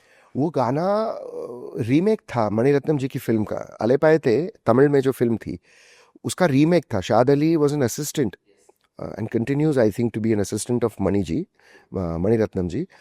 तो मैं आवारा पागल दीवाना जो फिल्म आई थी जिसमें भी अनु मलिक जी का म्यूजिक था, उसकी रिकॉर्डिंग कर रहे थे एम्पायर में, उदित जी, मैं और सुनिधि चौहान। तो हम तीनों रिकॉर्ड कर रहे थे। तो वो रिकॉर्डिंग ख़त्म होने के बाद मुझे शाद भाई का फ़ोन आया कि कुणाल कल मद्रास जाना है। मुझे पता था because A R Rahman sir का फ़ोन मुझे ऑलरेडी आ चुका था एक हफ्ते पहले उनके मैनेजर का, कि हमें ये गाना करना है, उसके लिए आपको मद्रास आना। तो मुझे आदत तो थी, कभी कभी तो क्या होता था कि अच्छा शाम की फ्लाइट पकड़ के आ सकते हो, अब 3 बजे और 6 बजे की फ्लाइट पकड़ने बोलते। अच्छा, इतने शॉर्ट नोटिस पे? Because A R Rahman sir का वैसे ही था कि या तो फिर कुछ मिसकम्युनिकेशन हुई मोस्टली हो, नाइट में वो शो रात था। को ही करते हैं काम। अच्छा, क्या रीजंस होते थे? क्योंकि वो उनको क्या था कि वो शोरगुल पसंद नहीं था, दिन में प्रोड्यूसर्स आके बैठे रहे, तो वो प्राइवेट इंसान है, तो उनको पता था कि मैं 9-10 के बाद शुरू करूंगा तो सब सो जाते ना, बिकॉज साउथ वाले उठते बहुत जल्दी। तो वो 5 बजे उठ के वो 7 बजे तो स्टूडियो में रिकॉर्डिंग शुरू हो जाती, जैसे इलियाराजा सर ने सब की, जिनके लिए जब मैंने किया है, तो वो 7 बजे में तो टेक शुरू होता है वहाँ, अनलाइक हाउ बॉम्बे वर्क्स। हमारी जिंगल इंडस्ट्री भी सुबह 8 साढ़े 8 बजे में रिकॉर्ड होता था, तो वो आदत थी मुझे। तो आपका सवाल फिर हाँ, से। मेरा सवाल ये था कि आप जब गए थे या रहमान सर ने बुलाया था रात के लिए? तो सर तो थे ही नहीं, सर बॉम्बे ड्रीम्स रिकॉर्ड कर रहे थे लंदन में तब, he was making the music for Bombay dreams with Andrew Lloyd weber.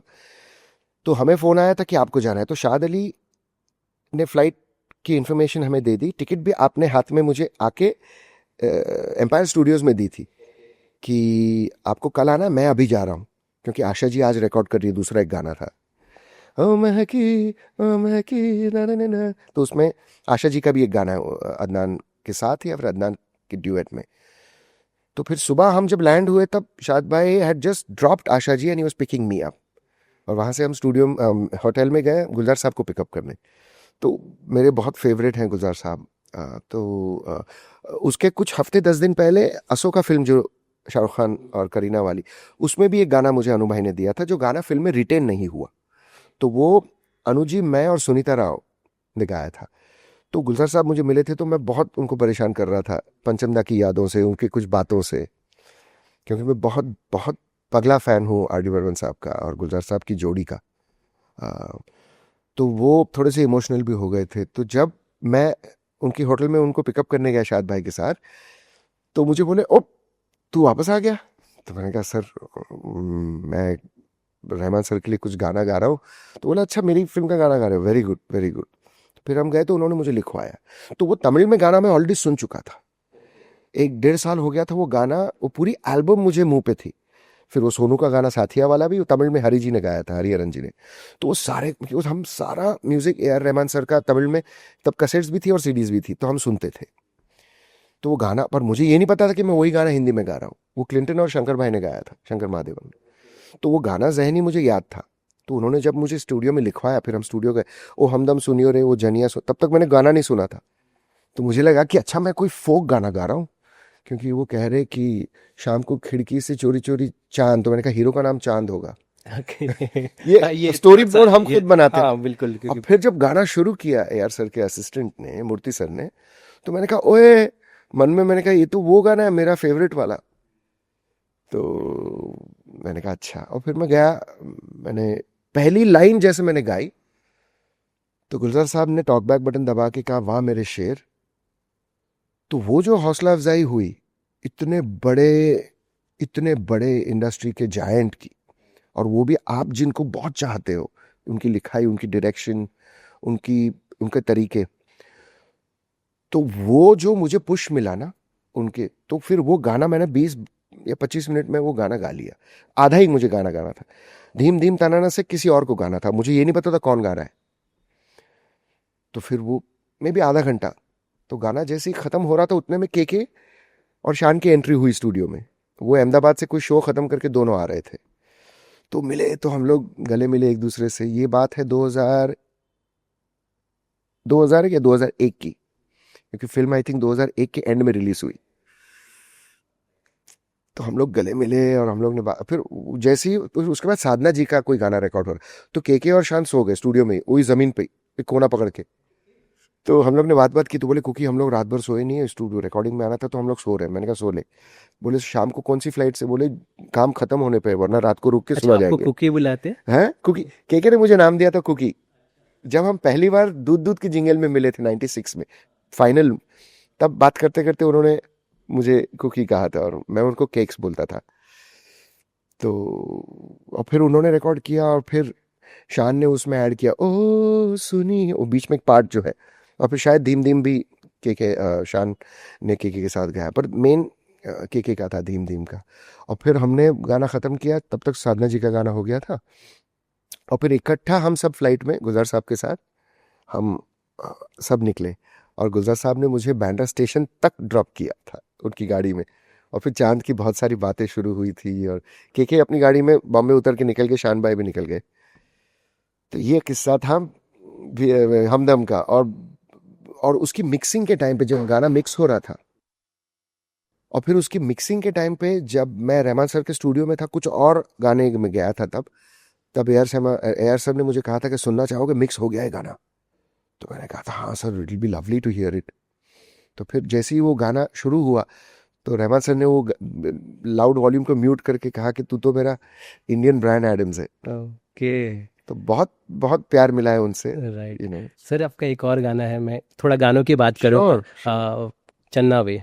मुझे ये बताइए कि वो इतना उसको एल्बम में लाने की, क्या उसके लिए कोई बॉलीवुड गाना नहीं मिला, कोई बॉलीवुड ऐसी कहानी नहीं मिली जो आपने उसको एल्बम के ज़रिए लाया? और इतना ब्यूटीफुल, मतलब वो इतना गाना कि बता नहीं सकते, मतलब हमें पंजाबी समझ में आ ही नहीं आए, लेकिन आप उसके साथ कनेक्ट हो जाते हो।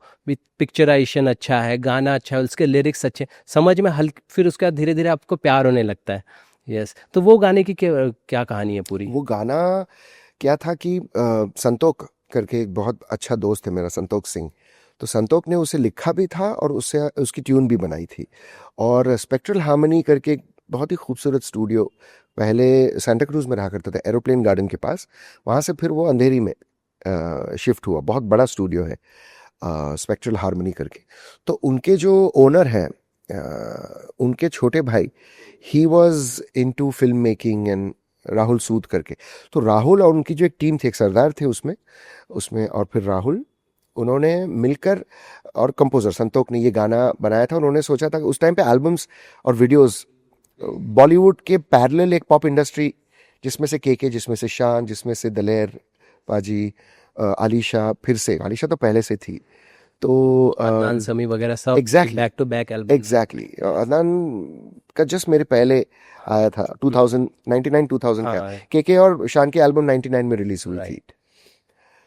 तो वो दौर एक चला था कि वो कह रहे थे कि सर हम आप चाह रहे कि आप पूरी एल्बम करें। तो मैंने यही कहा था कि हम पहले कुछ काम करते, बिकॉज मैंने किसी रैकेट लेबल के साथ, वो सारे चाह रहे थे कि मैं उनके साथ गाऊं, पर वो बंधना जो है 5 साल के लिए, क्योंकि मैं देखता था कि के एल्बम के बाद उन्होंने सेकंड रिलीज नहीं की, शान के एल्बम के बाद सेकंड रिलीज नहीं की। तो मैं बंधना नहीं, मैंने कहा था एक काम करते, एक सिंगल करते। उस जमाने में मैंने कहा था कि ईपी बनाते। ईपी का मतलब होता है कि पूरी एल्बम ना करें आप, 3-4 गाने करें एक, या तो फिर सिंगल सिंगल, वेस्ट में होता था सिंगल सिंगल रिलीज करके आप 4-5 सिंगल रिलीज करो, फिर बाकी के 4-5 गाने करके एल्बम करो। वो एक दौर पहले से आज भी है वो वेस्ट में। तो वो गाना मुझे भी अच्छा लगा, मैंने कभी पंजाबी में गाया नहीं था। तो मैंने संतोष को कहा था कि भाई इसको तू, जब तक मेरी जबान साफ ना हो ना, तू मेरे से गवाते रहना, क्योंकि कभी ऐसा ना हो कोई पंजाबी को यही नहीं लगे कि मैं जबान नहीं जानता। और वो मेरे कंट्रोल में नहीं है ना, कि अगर मुझे आप सिखाओगे कोई जबान तो मैं वही गाऊंगा। तो मैंने कहा सुर ऊपर नीचे मैं हैंडल कर लूंगा, पर तू जबान। तो हमने 2 घंटा उसे रिकॉर्ड किया था किसी छोटे से एक स्टूडियो में। और उन्होंने कहा था कि सर हमारे पास बजट नहीं है। तो मैंने कहा था कोई नहीं, 12,000 रुपये में किया था वो गाना, 12,500। तो राहुल और दूसरा एक लड़का था, मुझे याद नहीं है, सदर था, और उनके साथ आई थिंक एक साउंड इंजीनियर भी था, गुजराती लड़का है जो अभी भी स्पेक्ट्रल में है, आई थिंक आशीष नाम है उसका। तो हमने सबने मिलकर और संतोष ने हमने गाया वो गाना और फिर मैं भूल गया। और फिर जब भीगे ओट के पहले हुआ था गाना रिकॉर्ड, 1-1.5 साल पहले। तो उन्होंने सब शूट वूट करके जब भीगे ओट का और दिल ना दिया और दिल कह रहा है जब एक साथ सब रिलीज होने लगी, तब उसके पहले रिलीज हुआ, सॉरी ये उसके पहले चन्ना में 2005 के एंड में ही आ गया। और फिर साथ ही और फिर हम दिल कह रहा है आया, फिर दिल ना दिया, तो लोगों ने इंस्टेंटली उसे पसंद किया। तो उस एल्बम में कविता जी ने भी, कविता कृष्णमूर्ति जी ने भी गाए हैं, साधना जी ने भी एक गाना गाया और मैंने और एक गाना गाया था, किसी और ने कंपोज किया था वो। तो सर मुझे बताइए, जब एल्बम इतने हिट हो जाते तो कि फिर प्रोड्यूसर्स बोलता था यार फीस कम थी अब ले ले और नहीं, पैसे का सवाल ही नहीं था, क्योंकि वो एक था ना कि चीज़ें भी तब तब things were, it was not about money. हम शोज भी बहुत मामूली अमाउंट के लिए करते थे तब, बिकॉज पैसे की वैल्यू तब ज़्यादा थी ना, 25 साल पहले। तो हर चीज़ में आपको 10,000 रुपये में बहुत सारी चीज़ें मिल जाती थी तब। और ये नहीं कहूँगा कि महंगाई ज़्यादा थी या कम थी, उस वक्त के लिए वो उतना इनफ था। आज पैसे की वैल्यू गिर गई है, ऐसा ज़रूरी नहीं कि बहुत चीज़ें महंगी हो गई नहीं। ठीक है सर, एक और गाना आपका है माशाअल्लाह, है। वो बंसाली साहब के साथ कोर्स। स्पेशल कनेक्शन है आपका उनके साथ, जी प्लीज़ उसको जी। एक्सप्लेन करिए और क्या कैसे आया ये गाना। वो बहुत प्राउड करते थे जब मुझे सारे अवार्ड्स मिल गए, भीगी ओट के लिए और फिर सलाम नमस्ते के लिए। तो उनको बहुत फ़ख्र हुआ, उन्होंने मुझे मैसेज भी किया था कि I am so proud of you, क्योंकि वो नहीं चाह रहे थे, क्योंकि मेरे कज़िन हैं, यू नो एंड वो नहीं चाह रहे थे कि नेपोटिज्म हो, वो नहीं चाह रहे थे कि वो मुझे यूज़ करे और मुझे एक लॉन्च पैड दे, क्योंकि मैं उनका रिश्तेदार हूँ। ओह, उन्होंने बहुत क्लियरली मुझे ये कहा ये था कहा था। मेरे स्ट्रगलिंग टाइम पर। ओके। तो वो कह रहे थे कि मुझे पता है तेरी आवाज़ बहुत अच्छी है, पर तू अपने बलबूते पे ऊपर हो, फिर मैं तेरे से कोलैबोरेट करूंगा, क्या कि लोगों को उंगली ना उठाने का मौका मिले। और उन्होंने मेरी वाइफ के साथ ब्लैक में मेरे से भी पहले काम, तो उनको उनको मैंने 2007 में सावरिया में 6 में काम किया उनसे, 7 में रिलीज़ हुआ और ब्लैक 2005 में आया था। तो 2004 में ही उन्होंने गायत्री से गवाया था वो गाना। तो वो बहुत प्राउड। और फिर जब अब बंसाली साहब का क्या है कि because he is from such a beautiful old school की एथिक्स है उनकी, कि वो गाना आपको बुलाते हैं, आप गाना सुनाते हैं आपको, उसकी मरम्मत करते हैं, आपकी आवाज़, आपके स्केल, कुछ शब्द आपको जम रहे हैं नहीं जम रहे हैं। और समीर साहब ने इतना अच्छा सावरिया के गाने इतने खूबसूरत लिखे थे, क्योंकि मैं ऑलरेडी हिमेश भाई के लिए और प्रीतम के लिए उनके गाने गा चुका था, पर सावरिया में जो एक तो राज कपूर साहब का पोता और अनिल कपूर जी की बेटी, और तो वो बहुत तराशते हर काम को, हर चीज़ को। तो हमने 4-5 सिटिंग्स की थी श्रेया के साथ भी, क्योंकि श्रेया के साथ उसमें आलाप है और फिर एक दूसरा गाना जाने जा करके उसमें ड्यूएट है मेरा श्रेया के साथ।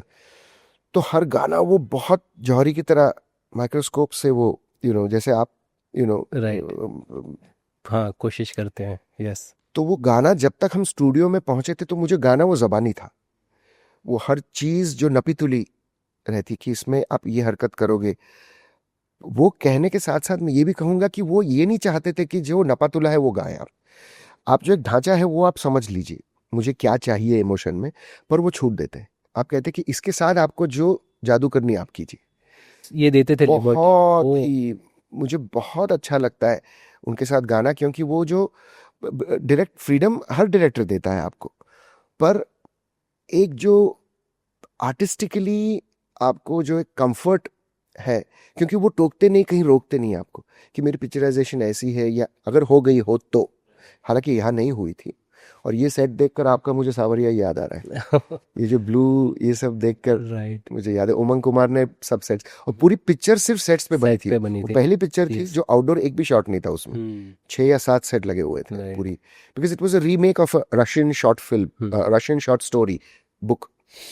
तो एक गाना मैंने गाया, तो फिर उन्होंने मोंटी शर्मा को कि देख कितना खूबसूरत गाया, अब दूसरा गाना भी गवाना है। तो बोले कुणाल मैं तो चाह रहा था कि तुम सारे फिल्म के ये गाने गाओ, क्योंकि मैं राज कपूर साहब के पोते को लॉन्च कर रहा हूँ, तो मुझे एक ही आवाज़ चाहिए थी, जैसे मुकेश जी हाँ गाते थे हाँ, ये पहले राज कपूर की। यस, ये तो पहले होता उनको था। ये ट्रिब्यूट था हम्म, राज कपूर जी के लिए। हम्म, तो जैसे माशाल्लाह फिल्म, इसी गाने में एक शॉट है जहाँ पे राज कपूर और नरगिस जी की तरह वो सोनम को इस तरह से ड्रॉप करते हैं, तो वो basically it was a tribute, but album wise it was a tribute to R D Burman which he had told Monty कि मुझे एक गाना छोड़ के जाने जा, was a direct tribute to Shankar Jaikishan. गाना उसी तरह से बना था, बड़े वायलिन्स और ओ, तो ऐसे ही लगता है कि शंकर जयकिशन जी का गाना है। तो एक गाने हमने रिकॉर्ड किए फिर, और फिर मैं टूर पे चला गया। तो वो सावरिया का टाइटल ट्रैक भी चाह रहे थे कि मैं गाऊं, पर मैं 2 महीने के लिए, सोनू, मैं, आशा जी और कैलाश, हम एक 2 सवा 2 महीने के टूर के लिए यूएस गए थे। 18-19 शोज थे हमारे, तो 2 महीने हम रहे थे। तो मैंने फिर बंसाली साहब को कहा, जब प्रीमियर में हम मिले, तो मैंने कहा सर अगर आप फ़ोन कर देते तो मैं मंडे को फ़्लाइट लेता वहाँ से, मैं यहाँ ट्यूसडे पहुँचता, आपका गाना गाता और फिर थर्सडे निकल जाता वापस, ताकि मैं फ्राइडे पहुँचूँ वहाँ।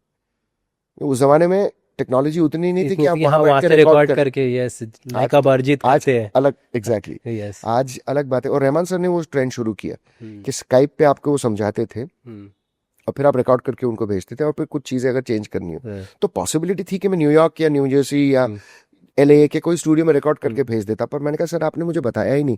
और भंसाली ये टेक्नोलॉजी सपोर्ट करते हैं इस तरह। बिल्कुल, यस। पर उनको उनको ये भी पसंद है कि आप रहे सामने। हाँ। तो मैंने कहा सर मैं आ जाता, आप एक बार तो मुझे फोन कर देते, और मुझे पता ही नहीं था, जानी नहीं थी कि आप चाह रहे हो कि मैं ये गाना रिकॉर्ड भी करूं। तो मैंने कहा कोई नहीं, अगली फिल्म में करेंगे, और फिर गुजारिश की हमने और के उसके बाद। और क्या कमाल के साथ जब वो मूवी आई थी, तो रणबीर, सोनम और सलमान इतने लंबे टाइम के बाद भंसाली की कोर्स, फिल्म में आए थे, कोर्स, और सामने अपोजिट में शाहरुख खान ओम शांति ओम के साथ, आपसे तो पूरा तमाशा था पूरा सर। एब्सोल्युटली। कौन क्या देखेगा। कुछ दिन पहले सावरिया के रिलीज होने के कुछ दिन पहले मैं शाहरुख भाई के साथ एंटवर्प में, मैंने बहुत सारे शोज किए एसआर के भाई के साथ,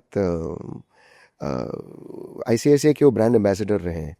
तो मैंने आईसीआईसीआई के अलावा उनके साथ नई नई तो 15 से 18 या 20 शोज किए हैं मैंने।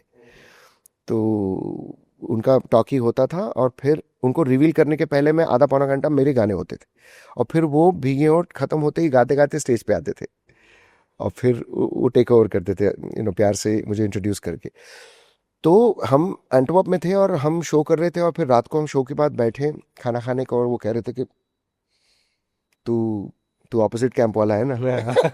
तो मैंने कहा था ऐसे क्या ऑपोजिट कैंप सर, मैंने तो मैं काल ऑलरेडी गा चुका था तब उनके लिए, और कुछ और गाने रिलीज होने बाकी थे। तो उन्होंने मुझे अच्छी खासी ओम शांति ओम टुकड़ों में दिखाई। उन्होंने मुझे कहा कि तेरे को क्या ठीक लगता है क्या नहीं मुझे बता। हाँ, उन्होंने कहा, तो उन्हें एडिट्स दिखाई मुझे, तो ऑलमोस्ट तकरीबन पौना घंटा ऐसे 10 मिनट 5 मिनट। तो मैंने कहा बहुत ही अच्छा है सर, इट्स ब्यूटीफुल फिल्म, बहुत अच्छी, पर सच्ची बता रहा है ना कि मेरी फिल्म फ्लॉप करानी। मैंने कहा था क्या सर आप भी। तो उनका सेंस ऑफ ह्यूमर, और तब मेरे डैड भी मेरे साथ थे, तो उनका जन्मदिन था नेक्स्ट डे, तो मुझे बहुत क्लियरली याद है। वो बहुत ही प्रोफेशनल, बहुत ही जिंदा दिल और बहुत ही राजा दिल इंसान शाहरुख खान। जैसे बंसाली साहब एकदम राजा दिल, एकदम लार्जर देन लाइफ, और उनकी देवदास तो बहुत बड़ी कोलैबोरेशन थी और हिट थी। तो unfortunately both films released and both saw equal नहीं success. सर, वो तो ऐसा होता ही था, वो दौर ही था, वो 2008 9 10 तक ये पूरा सिलसिला था कि बैक कोई भी मिस नहीं करना चाहता था डेट, क्योंकि दिवाली, होली एग्जैक्टली, और ये सारी बहुत, दिवाली के टाइम पे हुआ था। यस, और वो बहुत इंपॉर्टेंट डेज होते थे, न्यू बिल्कुल, ईयर। तो बिल्कुल, वो तो ठीक है, और इंडस्ट्री भी ले रही थी, फैंस भी खुश थे, दोनों तरफ दो मजे थे। बिल्कुल, दो कितनी अलग फिल्में थी यस। जो एक साथ रिलीज हुई। यस। बिल्कुल, बिल्कुल। शाहरुख के साथ वैसे आपके गानों को, इसको भीगे ओट को यस, लेकर भी आपकी खिंचाई करते, तूने मेरे लिए नहीं गाया, एग्जैक्टली, है ना एग्जैक्टली। ये। वो अवार्ड लेकर मैं, जो आशा जी वाला अवार्ड है ना, विनोद खन्ना साहब का जी अवार्ड, जी सिने अवार्ड लेकर मैं उतरा नीचे, तो वहीं पे बैठे थे शाहरुख खान साहब, और ऑब्वियसली स्टेज पे इतनी रोशनी हो रही है और आशा जी आपके साथ है, द आशा जी, तो उनका आशीर्वाद मैंने लिया। खन्ना साहब थे, जो जो भी हमारे हीरो जिंदगी में मेरे रहे हैं, और उनको एक तरफ देखना, और आशा जी, तो फिर आशा जी ने मुझे कहा था कि मुझे खास तुमको अवार्ड देने के लिए ही मुझे जी ने फ्लाई किया ऑल द वे, और मैं बहुत खुश थी कि तुम्हें अवार्ड मिल रहा था, वो मुझे कह रही थी आफ्टर द अवार्ड। और तो शाहरुख भाई नीचे थे, तो मैं उनके गले मिला, तो उन्होंने कहा मैं बहुत नाराज़ हूँ तेरे से। तो मैंने कहा मैंने क्या किया। अब ये सब एक ख्वाब सा लगता है ना, कि जिनको आपने चाहा है। और अच्छा हाईलाइट तो ये है कि मैं बैक टू बैक आईमैक्स जो वडाला में है वहाँ पे मैंने वीर ज़ारा और ओम शांति ओम, ओम शांति ओम 2007 में ना, वीर ज़ारा मेरे साल पे था। तो वीर ज़ारा और मैंने और एक फिल्म मुझे याद नहीं है उसी साल की, मर्डर नहीं, दो फिल्में मैंने, मैं हूं ना और वीर ज़ारा और मर्डर एक साथ रिलीज हुई, तो नॉमिनेट भी सब एक। तो ये दोनों फिल्म मैंने बैक टू बैक शोज में देखी क्योंकि मल्टी स्क्रीन है ना। और मैं ये नहीं जानता था कि उसी साल अवार्ड्स में मुझे सारे अवार्ड्स मिल जाएंगे। और मैं देख रहा था, मैंने कहा था यार मदन मोहन जी की के गाने, काश। तब तक क्या था कि मैं ऑलरेडी ये सब गाने गा चुका था, तो हल्की सी एक चाहत दिल में पैदा हो गई थी कि अरे यार जैसे कहना खून चख लिया था। तो मैंने कहा था क्या गाने गाए हैं सोनू ने, क्या गाने गाए उदित जी ने, क्या गाने इस दोनों फिल्म के। And little did I realise के I am going to be nominated in the same year for the same songs along with all these wonderful friends and legends like Kumar Sanu, Udit ji, Abhijit Bhattacharya. So such is life. And I think Alka ji was nominated for all 5 songs. Female category में सिर्फ अलका जी थी, 5 nomination या 6। और जावेद साहब was nominated for all the lyrics of all, मैं हूं ना and Veer Zaara and of course Murder में नहीं थे वो, पर नॉमिनेशन फिल्म फेयर के लिए सिर्फ जावेद साहब थे और Alka ji. So it was crazy. It was just a small world.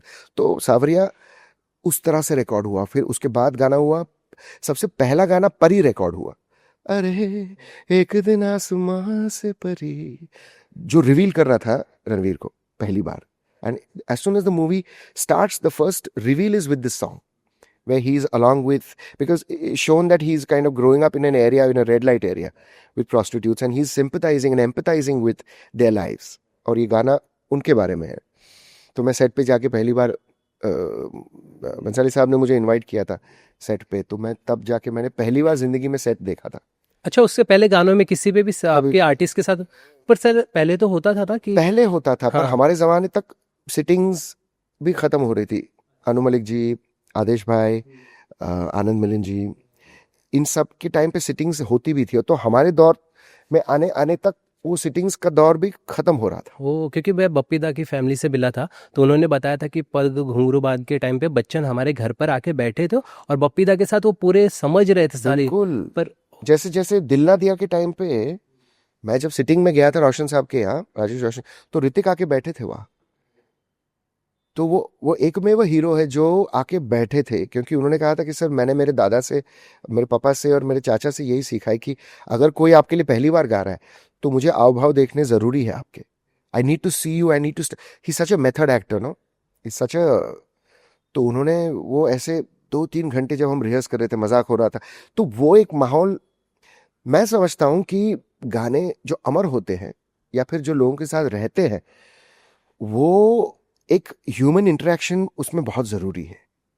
कि आप, being out is a rare one of song, because जैसे मैंने कहा कि उसके पीछे मेरा कोई कंट्रीब्यूशन नहीं है, वो प्रभु ने गाया है, वो गाते हो गई। तो वो जब उनकी इनायत होती है और जब वो कुछ करते तो उसके लिए कोई रूल्स लागू नहीं होते।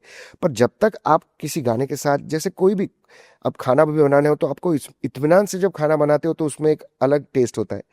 जब आप पढ़ाई ठीक से साल भर करते हो तब आपको मार्क्स अच्छे मिलते हैं, लास्ट मिनट स्टडी के बाद आप पास हो सकते हो। तो उसी तरह से जब गाने के साथ आप अच्छा वक्त तो रोशन साहब ने मुझे पूछा सुर ठीक है, वर्ड्स ठीक है। विजय अकेला भी आए थे जिन्होंने लिखा है गाना, बहुत अच्छा लिखा है विजय अकेला ने।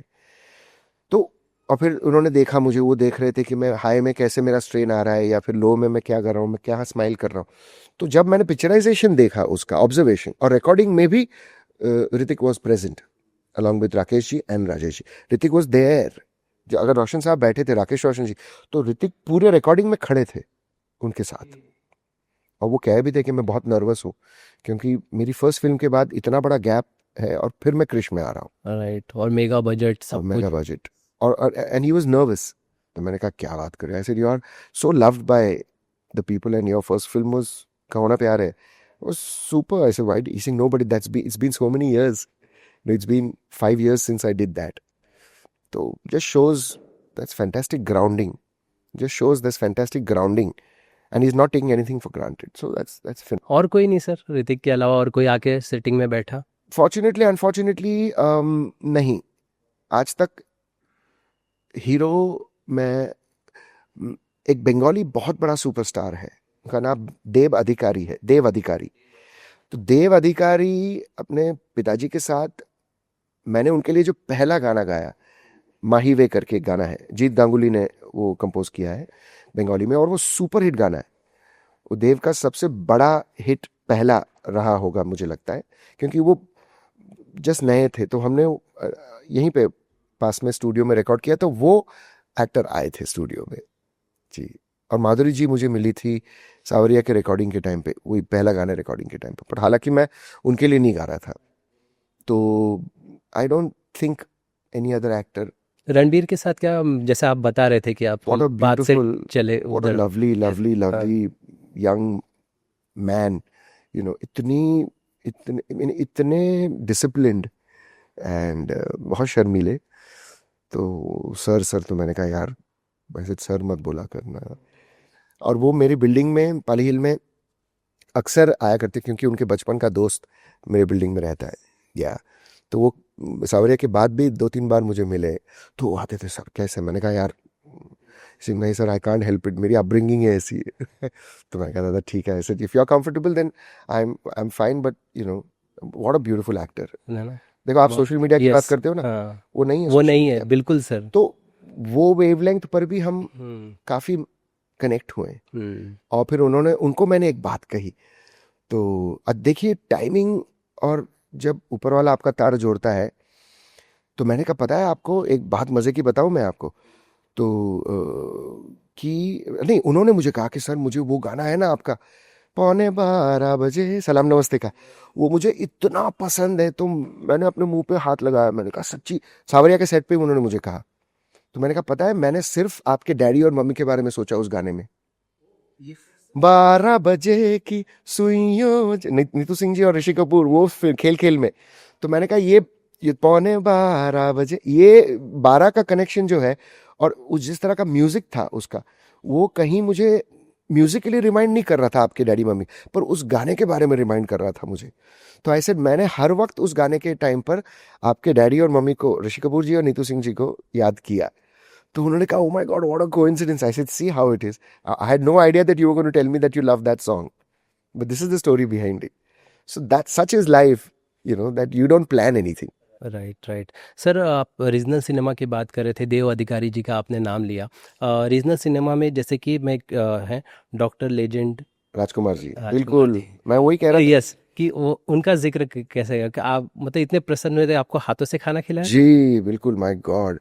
वो कुछ तस्वीरें हैं जो मेरा दोस्त प्रकृति करके जो एक है, प्रकृति बनवासी, वो राजकुमार साहब के फैमिली के बहुत क्लोज रहे हैं, और उन्होंने उनके बेटे पुनीत, जिसको लोग अपू के नाम से भी जानते, मैं है कहूँगा क्योंकि उनकी यादें आज भी हमारे दिल में ताज़ा हैं। तो वो सेट पे था पुनीत भाई के साथ, और पुनीत ने उनको कहा ब्रेक में कि मैं चाह रहा हूँ कि कुणाल मेरे लिए ये गाना गाएं। उन्होंने कहा कौन सा कुणाल? अब उन्होंने गांजा वाला नहीं कहा था ना, तो कहते कुणाल गांजा वाला भीगे होठ तेरे।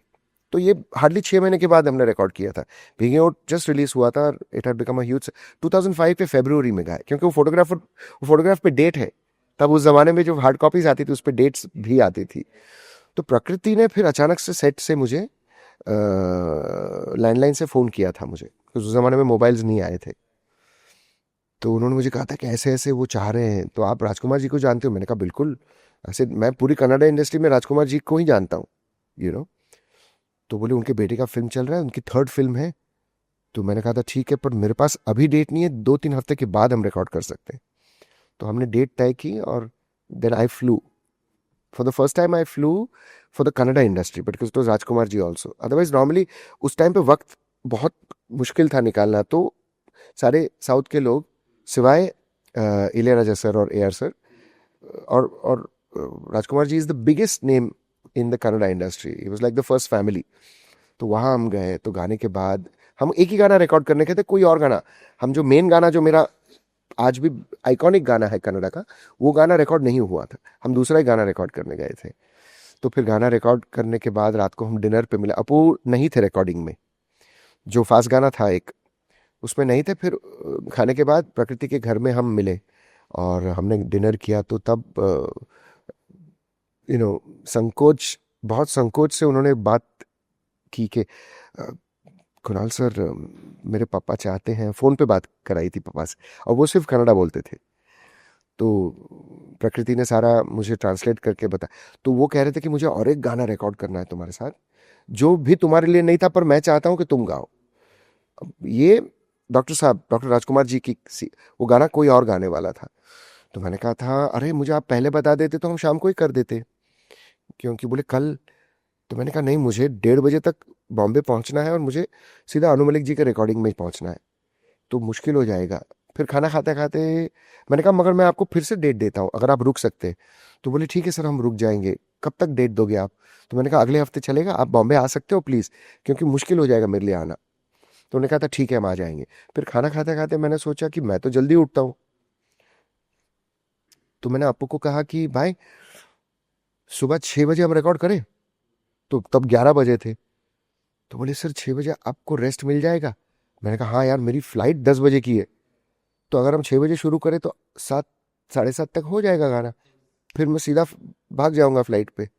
तो बोले नहीं सर, भाग तो नहीं सकेंगे आप, क्योंकि पापा मुझे मार देंगे अगर आप घर पे नहीं आए।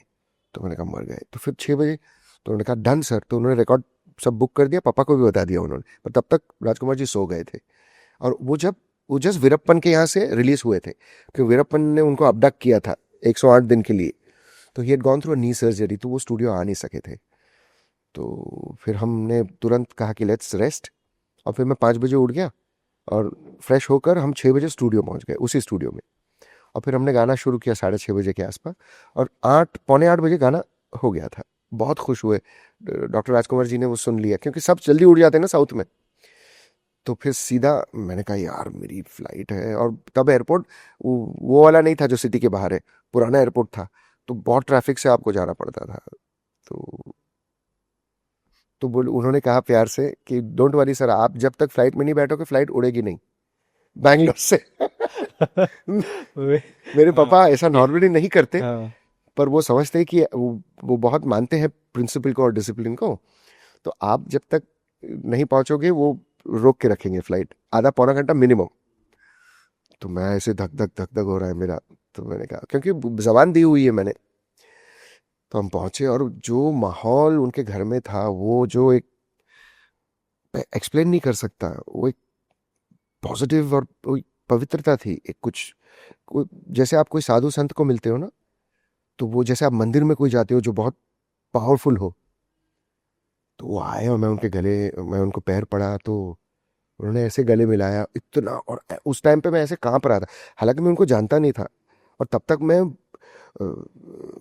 बच्चन साहब को, लता जी को, जिनको भी मिलने के टाइम पे मुझे ऐसे ऑब्वियसली वो एक, बिकॉज आप मिल रहे हो आपके बचपन के सुपर हीरोज को ना, और लता जी तो साक्षात, और आशा जी। तो तब तक नर्व्स तो सेटल हुई थी, पर ये मेरे कंट्रोल के बाहर था।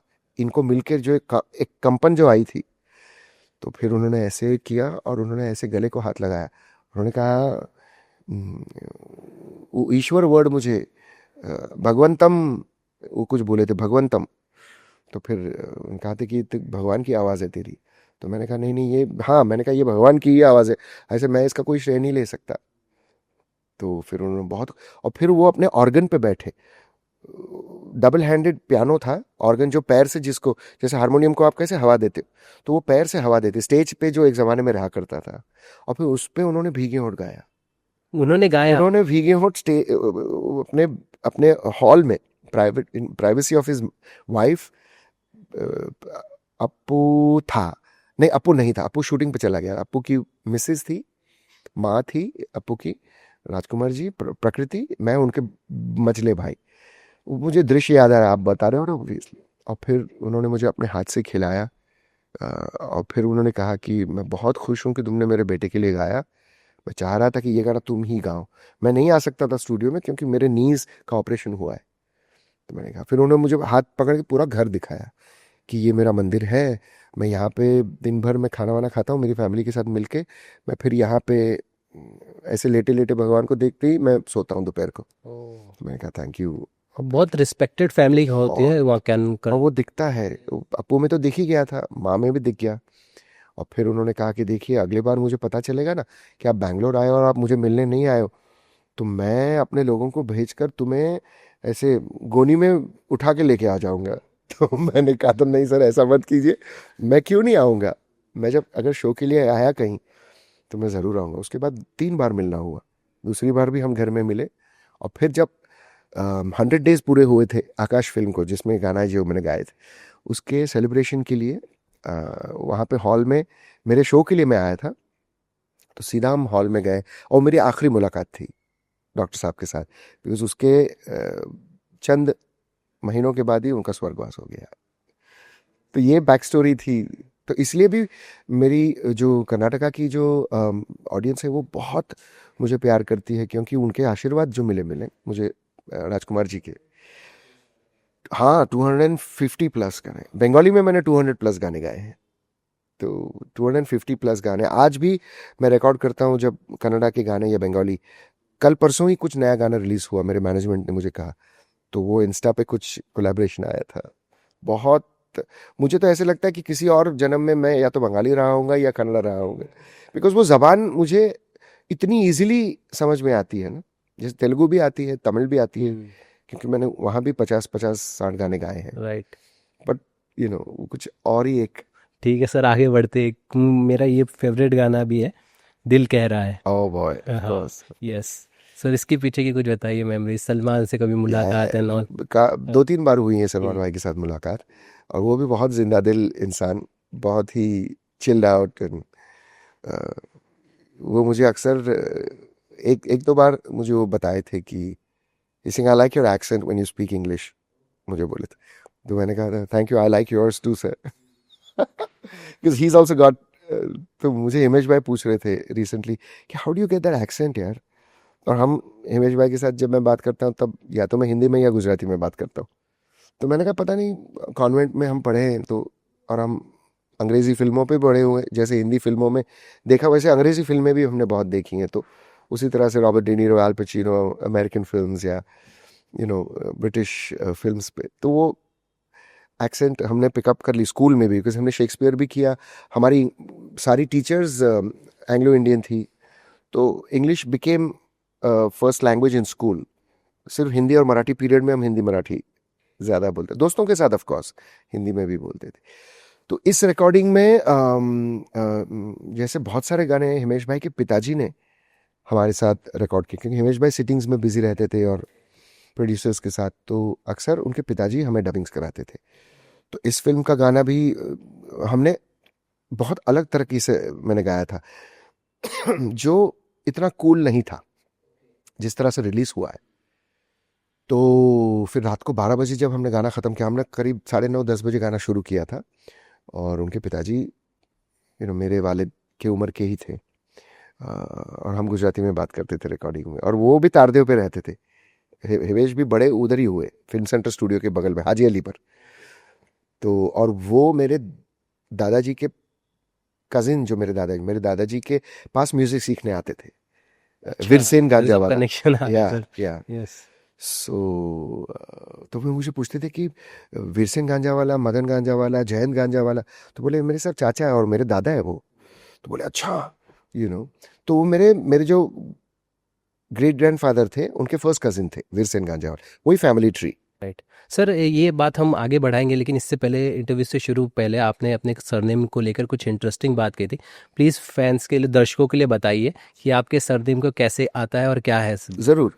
तो मेरी कम्युनिटी का सरनेम बंसाली है, जैसे संजय बंसाली साहब हुए, तो हम बलूची हिंदू हैं।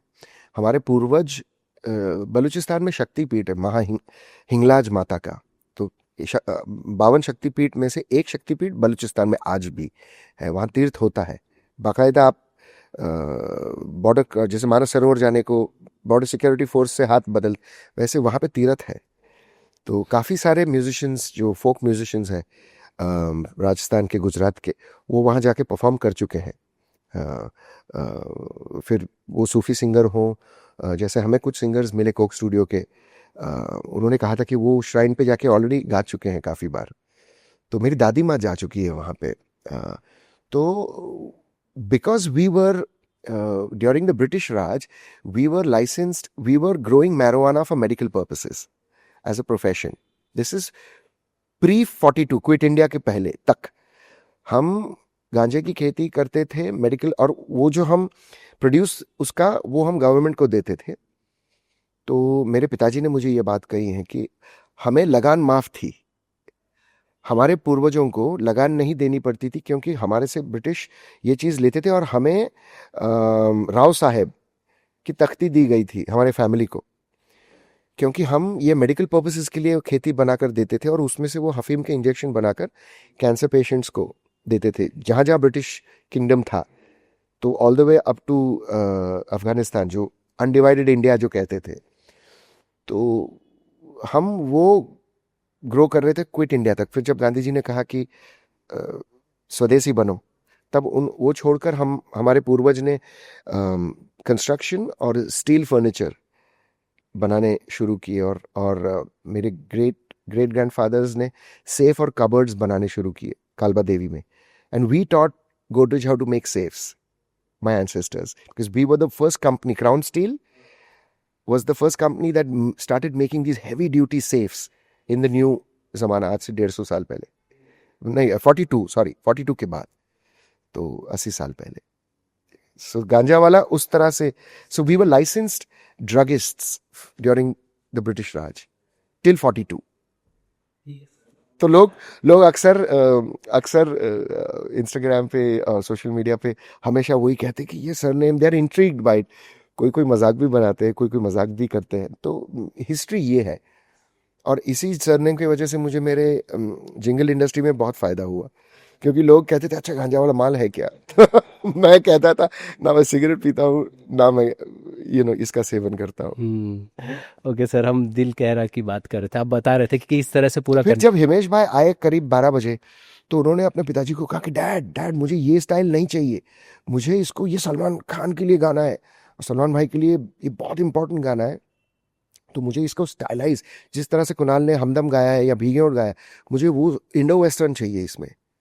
तो उनके पिताजी ने कहा कि भाई तुमने मुझे ब्रीफ कोई स्पेसिफिकली नहीं दी थी, तो मैंने इसे उस तरह से मैंने उसे गवाया, तो चलो हम चेंज करते।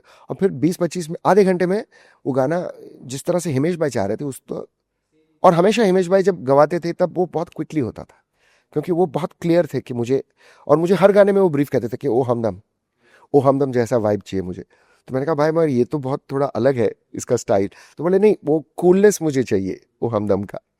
तो फिर ये उस तरह से हमने गा लिया। तो फिर एक बार सलमान खान की बात हो, तो एक बार मैं गोल्डन चैरियट में कोई गाना कर रहा था अनु मलिक जी के लिए, तो अचानक से सलमान भाई के कुछ लोग आ गए, तो बोले भाई आपको बुला रहे एम्पायर में, वो उनका कुछ बैकग्राउंड चल रहा है, उसमें वो चाह रहे कि एंट्री जो है ना सलमान भाई की, उसमें आप कुछ गाओ। तो मैंने कहा ठीक है, मैं ये रिकॉर्डिंग करके आ जाता हूँ। तो बोले नहीं, वो चाह रहे थे अभी आए क्योंकि वो है वहाँ।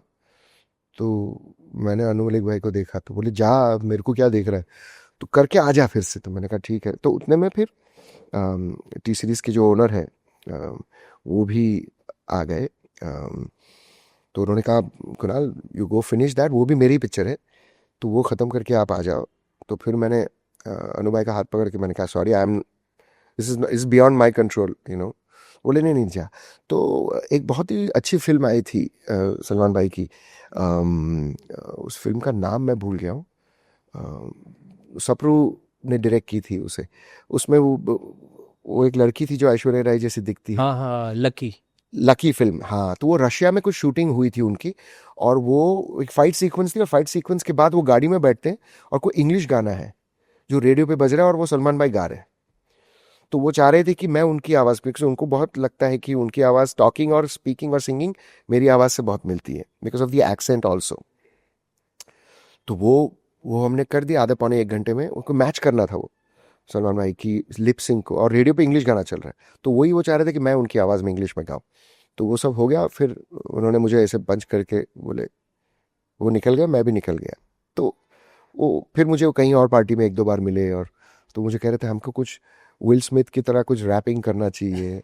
तब विल स्मिथ वाज अच्छा, वेरी वो बिग, भी इंस्पायर्ड थे आपके इस not with me, but he like the cool quotient in my singing, in my approach to music, and मैं उस जमाने में रैप भी बहुत, before before I got all these songs I used to rap a lot, you know. तो बहुत सारे jingles के साथ साथ जो मेरी पॉकेट मनी जो आती थी वो रैपिंग से बहुत आती थी। अच्छा सर, जैसे आपने जो इंसिडेंट बताया कि जिस तरह आप सलमान के पास गए, आपने कहा बियॉन्ड द कंट्रोल है चीज़ें। समटाइम्स ऐसा हो जाता है कि आपको आर्टिस्ट का प्रेशर होता है कि आपको, जैसे अगर हम आपके फेवरेट हैं अरिजीत, अरिजीत की बात करें, सलमान की बात करें, दोनों के बीच में एक मतभेद हो गया था। अरिजीत की कोई गलती नहीं थी, बाद में सलमान ने कहा यार वो मैं ही गलत, मुझे मैसेज आया था और अरिजीत बहुत सही है। तो इस तरह की चीज़ें हो जाती तो कितना इम्पैक्ट कर देती करियर पे, आपको कितना सेफ रहना पड़ता है कि यार किसी को नाराज़ ना करो। करेक्ट, तो चाह कर तो कोई किसी को इस तरह से नाराज करता है नहीं। तो ये- यहाँ पे क्या है, वो चीज़ें वो फ्रैजाइल है ना, बहुत नाजुक है। अब जैसे सलमान माइक ने मुझे बुलाया स्टूडियो में, वो मुझे इसलिए बुला रहे थे कि वो चाह रहे थे कि उनके सामने मैं वो बात करूं। अब उन्होंने ऑलरेडी टी सीरीज के ओनर के साथ, नानू भाई के साथ, उन्होंने ऑलरेडी तय कर लिया था कि मैं उसको 1 घंटे में छोड़ दूंगा। अब गाना हो रहा है, मगर मुझे वो, मैं इधर हूं ना, तो मुझे चाहिए कि कुणाल अभी आके मेरे सामने वो करे, ताकि मैं फुली सेटिस्फाइड हो जाऊं, क्योंकि यहाँ लिपसिंग है और मैं रहूंगा तो मैं उसको एक्सप्लेन कर सकूंगा। ये तो भी गजब की बात है सलमान की। हाँ, एग्जैक्टली तो यहाँ पे मुझे संभालना पड़ रहा था कि भाई, बिकॉज अनु भाई का मैं सेशन कर रहा था ऑलरेडी, और तो वो सब चीज़ें, तो कुछ चीज़ें आपके कंट्रोल के बियॉन्ड है। जैसे मैंने कई बार, अब मैं जब रिकॉर्ड कर रहा हूँ तब मेरा फ़ोन बंद है, तो जब फ़ोन मैं ऑन करूँ तब किसी और म्यूजिक डायरेक्टर का फ़ोन या फिर मैसेज आता था। ये 2006 के बाद जब मोबाइल आए, नहीं 96 में तो मोबाइल आ 90 गया। मोबाइल तो सॉरी 90 में सॉरी आ गया था। सॉरी, हाँ मैं भूल मोस्टली गया। लोग मैंने जब आपको इसके पहले की कोई बात की तो मैं समझ रहा था मैं 95 की बात कर रहा था। तो मैंने उस कंपोजर को मैंने कहा, तो बोले अच्छा तुम तो सिर्फ बड़े लोगों के लिए गाओगे ना। तो मैंने कहा यार तू ऐसे क्यों बोल रहा है, अब मैं अगर कोई गाना गा रहा हूँ तो मैं फिजिकली तो एक ही जगह पे रह सकता हूँ ना, मैं कोई भगवान तो हूँ नहीं कि मैं यहाँ भी रहूँ और उधर भी रहूँ एक साथ। और अगर मैं तेरा गाना गा रहा होता तो मैं इस गाने के लिए अवेलेबल नहीं होता। तो कुछ कुछ चीज़ें आपके बियॉन्ड होती है और वो कंट्रोल आपके पास तो है नहीं। तो आप जितना हो सके संभाल लो, पर एक हद के बाद अगर ईगो बहुत ज़्यादा अगर कुछ हो जाए तो फिर आपको तो सिर्फ हाथ जोड़कर ऊपर वाले से प्रार्थना करनी है। और अगर वो फिर भी होती है तो वो डिज़ाइन है, दैट इज़ बाय डिज़ाइन। तो किसी को जानकर मैंने कभी किसी को हर्ट नहीं किया, और ना जानकर मैंने कभी किसी पे तौमत लगाई, या हाँ, मैं हमेशा सबको क्रेडिट देता हूँ, क्योंकि मैंने यही सीखा है कि भाई अगर गाना है तो ये कंपोजर, राइटर और सिंगर की वजह से बनता है, या फिर डायरेक्टर और प्रोड्यूसर की वजह से, और एक्टर एक्ट्रेसेस की वजह से भी। कोई एक काम तो नहीं होता। सर मुझे ये बताइए कि आप अगर कोई गलत करता है तो आप माफ़ करने पे बिलीव करते बिल्कुल, हैं? ओके। नहीं। बिल्कुल, अगर भगवान माफ करता है तो हम कौन हुए। नहीं सर, इसलिए मैं ये सवाल पूछ रहा हूँ कि जैसे इस्माइल दरबार जी हो, जैसे आपने उनको इंट्रोड्यूस करवाया था बंसाली के साथ, लेकिन फिर आपने एक बताया कि वो अपसेट थे। और ऐसा उनका क्यों अपसेट थे ये यस, मुझे नहीं पता। लेकिन बाद में उन्होंने कहा कि कुणाल ने, और आपको गॉडफादर जैसा उन्होंने बताया कि यार कुणाल ने मुझे इंट्रोड्यूस करवाया था सारी चीज़। तो वो सारे आपके बीच के कैसे रिलेशन है, अब सारी चीज़ रिलेशन था ही नहीं वो। मैं स्ट्रगल कर रहा था, वो स्ट्रगल कर रहे थे, वो वायलिन प्लेयर थे, और मुझे उनका गाना अच्छा लगता था। उनको, महबूब भाई को, जो लिरिसिस्ट महबूब हैं, जिन्होंने रहमान साहब के बॉम्बे, रंगीला, वंदे मातरम और कितनी फिल्में, और फिर उन्होंने हम दिल जय किशन भी की, क्योंकि वो पुराने दोस्त। तो इन सबको मैं एक साथ मिला, तो स्ट्रगल के टाइम पे हम सब मिलते थे। तो मुझे अच्छे लगे गाने उनके, तो मैंने बंसाली साहब को कहा कि आप ट्राई कीजिए ना। क्योंकि वो नए चाहते थे नहीं, कुछ। हाँ, पता नहीं, हाँ वो मुझे मिले स्टूडियो में, सनी सुपर साउंड में। ये मैं बात कर रहा हूँ 95 की। तब लैंडलाइन, तो वो नीचे सुपर साउंड के बैकग्राउंड स्कोर चल रहा था उनकी खामोशी का। तो मैंने कहा कि सर क्या गाने हैं आपके, जतिन ललित जी के, क्या गाने हैं और क्या सुनाई दे रहे। बोले हाँ बहुत बड़े गाने, बहुत अच्छे गाने, पर मेरी अगली फिल्म के लिए मुझे बहुत सारा रिसर्च करना है गुजरात का, और मुझे 2-3 साल लगेंगे, तो मुझे कोई नया लगेगा, क्योंकि वो बहुत बड़े कंपोजर्स हैं और वो मुझे टाइम नहीं दे पाएंगे। तो मैंने कहा अच्छा आप नया चाह रहे हो तो आप एक ट्राई कीजिए ना, ये मेरा दोस्त है, शायद आपको अच्छे लग जाए। तो उन्होंने कहा था ठीक है, ये मेरा लैंडलाइन है घर का, आप उनको। तो मैं बात भूल गया, क्योंकि मैं नहीं चाह रहा था कि मुझे उस फिल्म में गाने मिले, ऐसी कोई मेरी इच्छा नहीं थी जुड़ी हुई। क्योंकि आप शायद कुछ 1 घंटा हम साथ में अब पॉडकास्ट कर रहे हैं, आप जान रहे हो कि मैं सबके नाम लेता हूँ, क्योंकि ये मेरा अकेले का काम तो हो नहीं सकता ना, म्यूजिक या फिर कोई भी चीज़ अकेले में नहीं होती। हाँ, तो मैंने तो बोल दिया। अब 6-8 महीने हो गए, इसको फिल्म मिल गई। तो इनके दोस्त जो है अरेंजर, योगेश करके है, योगेश और प्रकाश, तो योगेश मुझे मिला और योगेश ने मुझे कहा, वो दोस्ती में जो होती है ना प्यार सी मंत्र होते कुछ, तो वो दोस्ती में मुझे उन्होंने मार के कहा कि कुणाल तूने तो कर दिया यार, इस्माइल को फिल्म मिल गई बंसाली की, वो बोले। तो मैंने कहा ऐसे बंसाली साहब की फिल्म मिल गई? बोले हाँ यार, बताया नहीं इस्माइल ने तुझे? ऐसे नहीं बताया, बट खुश रहे यार, अच्छा है फिल्म मिल गई। तो फिर मैंने इस्माइल को फ़ोन किया, बोले मैं तेरे को कल ही फ़ोन करने वाला था। तो फिर मैंने भी उसे 2-3 प्यार से श्लोक कुछ बताए, क्योंकि दोस्ती हाँ, उस क्योंकि तरह की आपने दोस्ती यस नहीं थी, यस दोस्ती नहीं थी, पर एक एक एक बॉन्ड शेयर करते थे एक आप। अक्वेंटेंस बोलते ना, ओके। कि आप किसी को अगर हफ्ते में 2 बार मिलते हो, क्योंकि वो वायलिन बजाने से नदीम श्रवण के लिए, आनंद मिलन के लिए आते थे। राइट। तो मैंने कहा चलो ठीक है यार, खुश रहो खुश रहो। तो फिर बंसाली साहब ने मुझे कहा कि अब मुहूर्त हो रहा है, फिल्म रिकॉर्ड हो गई पूरी, तो मुहूर्त के लिए मैं चाहता हूँ कि आप आओ। पहला गाना रिकॉर्ड हो रहा था, फिल्म की शूटिंग हो गई थी, केके वाला गाना रिकॉर्ड हो रहा था, तड़प तड़प। ओ। तो मैं इतना खुश था, और केके को जस्ट मैं मिला था उसके कुछ महीनों पहले, दूध दूध की जिंगल की। तो वो रिकॉर्ड करके चले गए थे, पूरी रात स्टूडियो में सोए थे केके, और सुबह रिकॉर्ड करके चले गए थे, 5 बजे रिकॉर्ड हुआ था, रात को जम नहीं रहा था उनको। तो वो बोले मैं थक गया हूँ, मैं स्टूडियो में सो जाता हूँ। सुबह उठ के उन्होंने रिकॉर्ड करके हो गया था टेक, और वो निकल गए थे, और मैं पहुंचा मुहूर्त। तो वहाँ पे वो थोड़ा सा नाखुश लग रहा था, पर संजय भाई ने मुझे बुलाया था तो मैं गया था, फिर मैं अपना करके निकल गया। और फिर मैं भूल गया कि भाई उसने क्या किया, नहीं, मैं समझ गया कि वो कंफर्टेबल नहीं है। तो मैंने कहा था यार, मैं थोड़ी कुछ गाना मांगने आया हूँ, मैं तो अभी गाना सीख रहा हूँ, और मुझे चाहिए भी नहीं, मैंने वो उस चाह से नहीं दिया था उसे। बहरहाल, मैं जब किसी के बारे में अच्छा नहीं बोल सकता तो मैं बुरा भी नहीं बोलता, मैं कुछ नहीं बोलता उस टाइम पे। फिर देखो देखो बंसाली साहब का पहला टेलीविजन प्रोमो आ रहा था, हम दिल दे चुके सनम का, और फिर दादी का, लीला दादी, उनकी माँ का, जिनको मैं दादी बोलता हूँ, तो लीला दादी का मुझे वो 95 तक पेजर था मेरे पास, तो मुझे पेज आया था उस टाइम पे। तो मैंने फ़ोन किया पीसीओ से, तो मैंने कहा दादी बोलिए। तो बोले संजय तेरे लिए स्पेक्ट्रल हार्मनी स्टूडियो में रुका हुआ है, उसे पहला टेलीविजन प्रोमो तुम्हारी आवाज़ में रिकॉर्ड करना है हम दिल दे चुके सनम का। वो आपको थैंक यू बोलना चाह रहे थे कि आपने इस्माइल से मुलाकात कराई। तो वो बोलते बनता है मेरा कि कुणाल को मैं, क्योंकि कुणाल ने मुझे एक बार भी फ़ोन नहीं करके पूछा कि मुझे गाना दे सकते हैं क्या। तो मैं स्टूडियो पहुंचा, और फिर हे वो टेलीविजन प्रोमो मेरे से पूरा गवाया उन्होंने। तो वो बड़े खुश हो गए, सुल्तान खान साहब भी थे तब, वो आए थे, शायद प्रोमो में कुछ बजाना था उनको। तो मैं उनके पैर पड़ा, और संजय भाई बोले अरे यार कुणाल तुम कितना अच्छा गाते हो, मुझे इस्माइल कह रहा कि तुम गा ही नहीं सकते। तो मैंने कहा "अब क्या करें, ऐसे आदत से मजबूर है शायद वो", ऐसा बोल के फिर मैं निकल गया। और मैंने कहा, मैंने संजय भाई को बहुत थैंक यू कहा, वो बहुत खुश हुए, बहुत आशीर्वाद दिए मुझे। और फिर वो पहला प्रोमो आया कुछ महीनों के बाद। सर हमने वो तड़प तड़प का आपका ट्रिब्यूट देखा है केके को, आपने जो गाया था अमेजिंग था सर, सीरियसली। वो एक जो दोस्ती है, एक जो कुछ बहुत अनबिलीवेबल चीज़ हुई ना, जब जब अचानक से रात को 11 बजे हमें पता चला कि केके नहीं रहे। तो वो पुरानी सब यादें, अ, चंद बार ही हम मिले प्राइवेट लाइफ में, जब मैं उसके बोरिवली के घर में गया, जब वो पहले बॉम्बे में रहा, फिर उसके लोखंडवाला के घर में, फिर हम कुछ पिक्चर देखने गए थे। मेरे पिताजी के, मेरे फूफा जी है, उनकी फैमिली थिएटर्स थे उनके काफ़ी सारे, तो बोरिवली में उसके घर के पास ही थिएटर्स थे, तो हमने कुछ फिल्में देखी साथ में, ज्योति, तब तक ऑब्वियसली नकुल पैदा हो गया था। तो उनको मैंने बहुत छोटे छोटे देखे, दामरा को भी मैंने डायपर में देखा है। तो वो, और ऐसा नहीं है कि हम हज़ारों बार मिले और हमने हज़ारों बार खाना वाना सोशलाइज किया, ना वो सोशल एनिमल है ना मैं सोशल एनिमल हूँ। हम दोनों बहुत प्राइवेट रहे हैं, हम ज़्यादा पार्टीज में नहीं दिखे, वो तो कभी नहीं दिखा एक्सेप्ट सावरिया के म्यूजिक रिलीज में।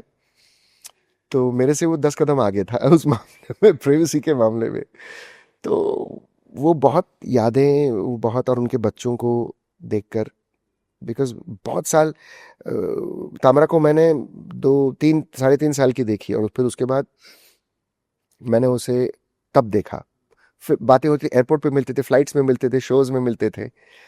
तो पर वो एक बॉन्ड था, उसकी हंसी। वो मेरे बच्चे को एक ही बार मिला, कोविड के जस्ट कोविड के बीच में, कोविड के बीच में मिला वो। और 2019 में हम लास्ट मिले, जब मेरे वालिद गुजर गए। उसके बाद मैंने कहीं टेलीविजन अपीयरेंस किया तो के मेरे साथ दिन भर थे हम। और उसके बाद जब हम कहीं जा रहे थे तो तब के मिला था, तब वो मेरे बेटे को पहली बार मिला। वाइफ को तो बहुत पहले से जानता था वो। तो वो सब यादें, वो सब इमोशंस दर्द तड़प में, यू नो। तो नहीं सर, मुझे वो चीज़ लगी ना जब आपने बताया कि इस्माइल ने कहा कि वो गा नहीं सकता, वो तो चीज़ संजय मुझे, भाई ने मुझे ये बात हाँ मुझे सर वो नेचर बताइए ना, क्योंकि अभी इस्माइल दरबार ने रिसेंटली जब हीरा मंडी के टाइम पे कहा कि अब संजय अगर मुझे 100 करोड़ देगा तो भी इसके लिए काम नहीं करूँगा, इस तरह की भाषा जब वो इस्तेमाल कर रहे हैं, तो मुझे ये बताइए ये चीज़ें कहाँ से आ जाती है? क्योंकि बहुत प्यारा बॉन्ड, आप जैसे आपसे बातें हो रही तो समझ में आ रहा है कि म्यूज़िक इंडस्ट्री बहुत प्यारा बॉन्ड शेयर करती है एक दूसरे के साथ, तो ये चीज़ें कैसे इतना गुस्सा? मैं प्रेजेंट ही नहीं था वहाँ, तो क्या हुआ है वहाँ वो मुझे बैकग्राउंड नहीं पता। तो जिस बारे में पता नहीं उस बारे में, बोल, ठीक है सर, कोई बात नहीं। एक दो बार संजय भाई ने मुझे कहा जरूर था कि कहाँ तुमने मुझे उससे मिला दिया। तो मैंने कहा सर मैं तो उसको उतना ही पर मैं तो उसकी म्यूजिक के बारे में, मुझे ये था कि आपने कहा और मेरे मुंह से निकल, वो होनी थी बात, विधि का विधान था कि आपके लिए वो म्यूजिक करते।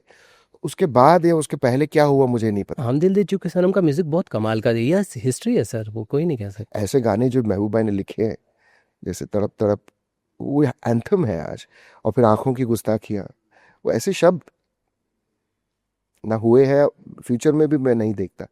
हालांकि अमिताभ भट्टाचार्य बहुत ही अच्छा लिख रहे हैं आज, you know, he is a modern day genius. Like Mehbooba is a legend modern day, जैसे बख्शी साहब, गुलजार साहब, जावेद साहब, यस यस। ये these were the legends of from the 70s। उसके पहले शैलेंद्र जी, ये तो सर एरा ही नजरू साहब, यस। साहिर साहब, साहिर लोधवानी भी। बिल्कुल बिल्कुल। सर कहाँ मतलब खो जाते हैं। बिल्कुल। यस। अच्छा सर, मैं एक चीज़ समझना चाहता हूँ, पाकिस्तानी आर्टिस्ट की बात आती है तो आप एक स्ट्रॉन्ग स्टैंड लेते हैं, उसके पीछे का रीज़न क्या होता है कि आप क्यों, मतलब वो स्टैंड के पीछे की वजह बताइए ना। मैं ये कहता हूँ कि आप वर्क वीज़ा लेके आओ। और मुझे क्या है कि जैसे मेरी वाइफ जब इंग्लैंड में थी 2005, जैसे ही मेरा फिल्म फेयर अवार्ड, सॉरी, मेरा मेरा स्क्रीन अवार्ड हुआ, उसके दूसरे दिन आप लंदन के लिए चली गई, क्योंकि she was the face of, जिसको हम ब्रॉडवे बोलते हैं इंग्लैंड में। वो जो पैदा हुआ है वो फॉर्मेट जहाँ पे एक्टिंग और सिंगिंग लाइव होता है, उसको उसे वेस्ट एंड कहते हैं। West End is a area in England where you have live theatre which is musical and acting.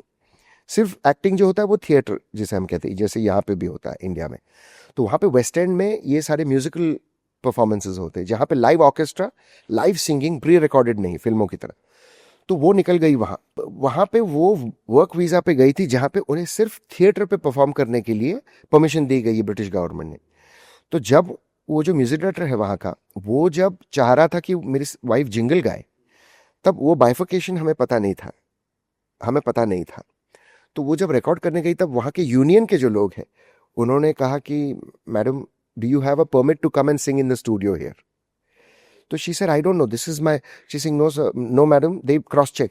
They said, no, you're only permitted to be performing at the West End and for rehearsals for West End.